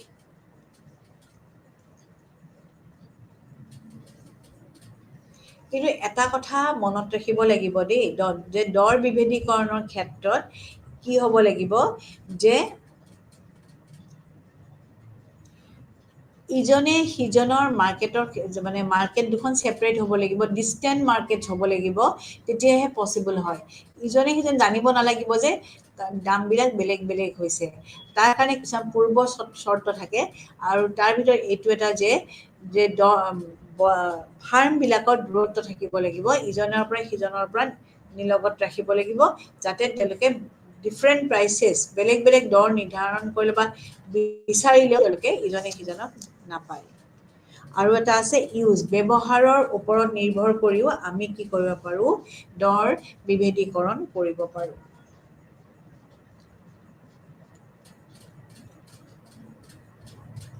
এতিয়া চাওক আমি যেতিয়া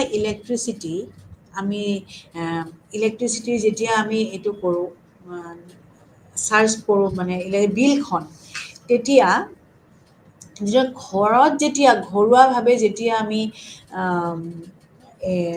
ইলেক্ট্ৰিচিটি মানে চাৰ্জ কৰোঁ তেতিয়া বিচাৰোঁ তেতিয়া কি হয় আমি ঘৰুৱা পাৰপাছত ইউজ কৰিলে কমকৈ লওঁ আৰু যেতিয়া কমাৰ্চিয়েল পাৰপাছ মানে বিজনেছ পাৰপাছত গুচি যায় তেতিয়া বেছিকৈ লয় সেইটো কয় ইউজৰ ওপৰত কথা সেই ইউজৰ কাৰণে সেইটো কি কৰা হয় বিভেদীকৰণ কৰা হয়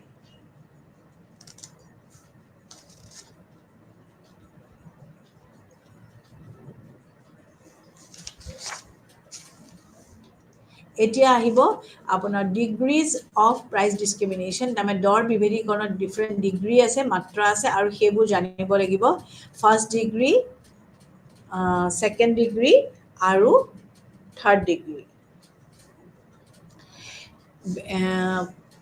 এইবিলাক খুব ইম্পৰ্টেণ্ট কুৱেশ্যন আপোনালোকৰ বুকত আছেই যে হোৱাট ইজ প্ৰাইচ ডিছক্ৰিমিনেশ্যন বুলি আছে দৰ বিভেদীকৰণ কি explain the degrees of price discrimination এই ডিগ্ৰীকেইটাও আহিছে আৰু আৰু এটা কুৱেশ্যন আহিছে যে একচেটিয়া ব্যৱসায়ী এজনে কেনেকৈ দক্ষতা লোকচানৰ সন্মুখীন হয় হেৰুৱাৰ সন্মুখীন হয় এতিয়া ফাৰ্ষ্ট ডিগ্ৰী প্ৰাইচ ডিছক্ৰিমিনেশ্যন বুলিলে আমি কি বুজোঁ আমি প্ৰথমতে আমি ডিগ্ৰীজকেইটাই মাত্ৰাকেইটাই পঢ়ি মানে জানিব লাগিব যেতিয়া আমি সেইটোৱে আৰম্ভ কৰোঁ ফাৰ্ষ্ট ডিগ্ৰী প্ৰাইচ ডিছক্ৰিমিনেশ্যন মানে হৈছে যে তেওঁলোকে একচেটিয়া ব্যৱসায়ীজনে মেক্সিমাম প্ৰাইচ মানে সৰ্বাধিক দৰ চাৰ্জ কৰে কাৰ পৰা যিজনে দিব বিচাৰে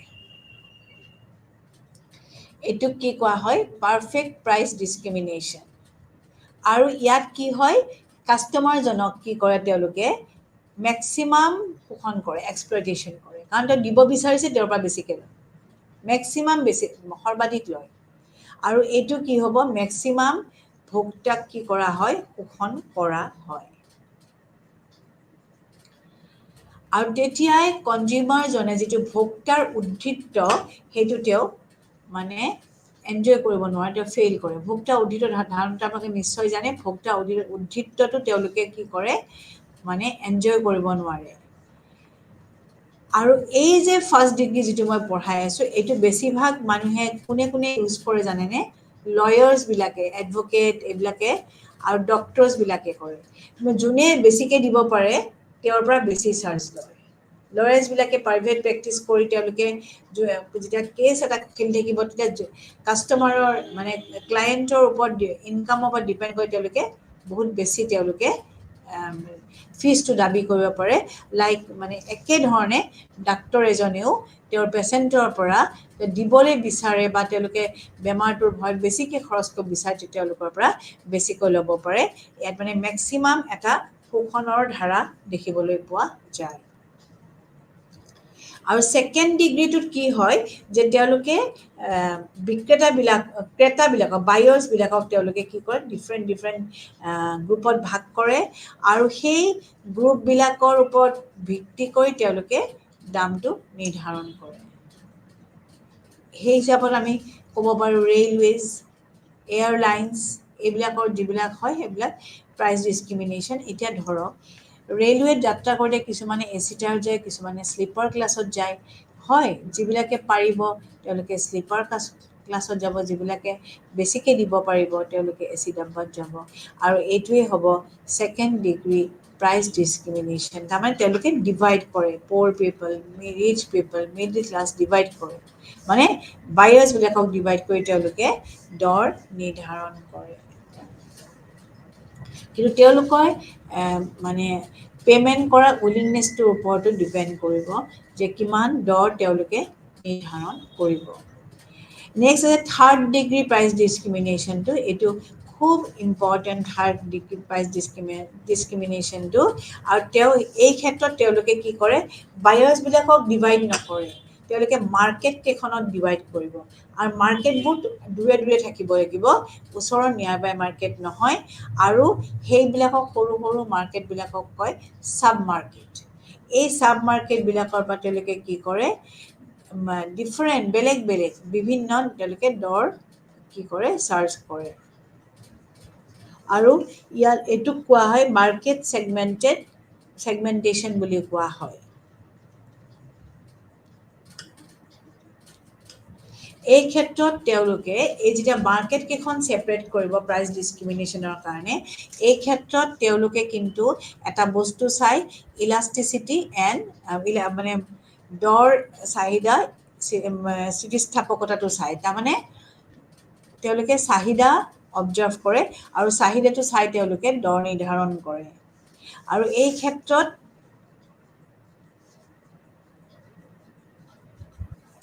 তেওঁলোকে কি কৰিব, এই দৰ চাহিদা স্থিতিস্থাপকতাটো চাই তেওঁলোকে কি কৰিব, দৰ নিৰ্ধাৰণ কৰিব। ধৰি লওক ৰেলৱে কি কৰিছে, ৰেলৱে ডিপাৰ্টমেণ্টে যিবিলাক ছিনিয়ৰ চিটিজেন তেওঁলোকৰ পৰা বেলেগ কম চাৰ্জ লয়, কম ফিজ লয়। আৰু যিবিলাক য়াং মানুহ তেওঁলোকৰ পৰা বেছিকৈ ল'ব পাৰে, আৰু সেইবিলাককে কয় থাৰ্ড ডিগ্ৰী প্ৰাইচ ডিছক্ৰিমিনেশ্যন। যেনেকৈ ধৰক চিনেমা এখন চাব গৈছে, ষ্টুডেণ্ট গৈছে, তাহাঁতক ডিছকাউণ্ট দিছে, আন মানুহবিলাকক দিয়া নাই। সেইটো এটা থাৰ্ড ডিগ্ৰী প্ৰাইচ ডিছক্ৰিমিনেশ্যন, কাৰণ সেইটো ইলাষ্টিচিটিৰ ওপৰত ডিপেণ্ড কৰি কামটো কৰে। গতিকে আৰু তাৰোপৰিও এই গ্ৰুপবিলাক যেতিয়া ডিভাইড কৰিব, তেতিয়া এজ বয়সৰ ওপৰত, ছেক্সৰ ওপৰত আৰু লোকেশ্যনৰ ওপৰত তেওঁলোকে ডিভাইড কৰি কি কৰে, দৰ নিৰ্ধাৰণ কৰে। আৰু এই ক্ষেত্ৰত মই ভাবিছোঁ যে ইয়াত 3টা চিত্ৰ আহিব থাৰ্ড ডিগ্ৰী প্ৰাইচ ডিছক্ৰিমিনেশ্যন। এইটো মই নেক্সট ক্লাছত, অহা ক্লাছত মই এইটো কি কৰিম, চিত্ৰ সহিতে আপোনালোকক বুজাই দিম। আৰু ডিগ্ৰীজবোৰ খুব important, first degree, second degree, third degree. তাৰমানে প্ৰথম মাত্ৰা, দ্বিতীয় মাত্ৰা আৰু তৃতীয় মাত্ৰা। আৰু তৃতীয় মাত্ৰাটো সকলোতকৈ দীঘল, আৰু তৃতীয় মাত্ৰাটোতে আপোনালোকে কি কৰিব লাগিব, চিত্ৰ সহিতে ইয়াক আলোচনা কৰিব লাগিব, বুজাই দিব লাগিব চিত্ৰ। আৰু এই থাৰ্ড ডিগ্ৰী প্ৰাইচ ডিছক্ৰিমিনেশ্যনটো বুজাৰ আগতে আমি প্ৰাইচ ইলাষ্টিচিটি ডিমাণ্ডটো আমি বুজি ল'ব লাগিব, যে দৰৰ চাহিদাৰ স্থিতিস্থাপকতা এইটো আমি বুজি ল'ব লাগিব। গতিকে এতিয়া আপোনাৰ এইখিনি হ'ল আজি আমাৰ শিকা, যে প্ৰথমতে আমি শিকিলোঁ একচেটিয়া ব্যৱসায় এজনৰ দৰ নিৰ্ধাৰণ, হ্ৰস্বকাল দীৰ্ঘকাল দুটাই শিকিলোঁ। চিত্ৰৰ সহায়ত আমি বুজি পালোঁ যে হ্ৰস্বকালত তেওঁলোকে অস্বাভাৱিক লাভ অৰ্জন কৰিব পাৰে, লোকচান মৰিব পাৰে বা স্বাভাৱিক লাভ অৰ্জন কৰিব পাৰে। আৰু দীৰ্ঘকালত তেওঁলোকে অস্বাভাৱিক লাভ অৰ্জন কৰিব পাৰে। যদি তেওঁলোকে লোকচান কৰে বা স্বাভাৱিক লাভ অৰ্জন কৰে দীৰ্ঘকালত, তেতিয়া তেওঁলোকে কেতিয়াও কণ্টিনিউ নকৰে, তেওঁলোকৰ উৎপাদন কাৰ্য বন্ধ কৰি দিব, কাৰণ তেওঁলোকৰ এটাই উদ্দেশ্য অস্বাভাৱিক লাভ অৰ্জন কৰা।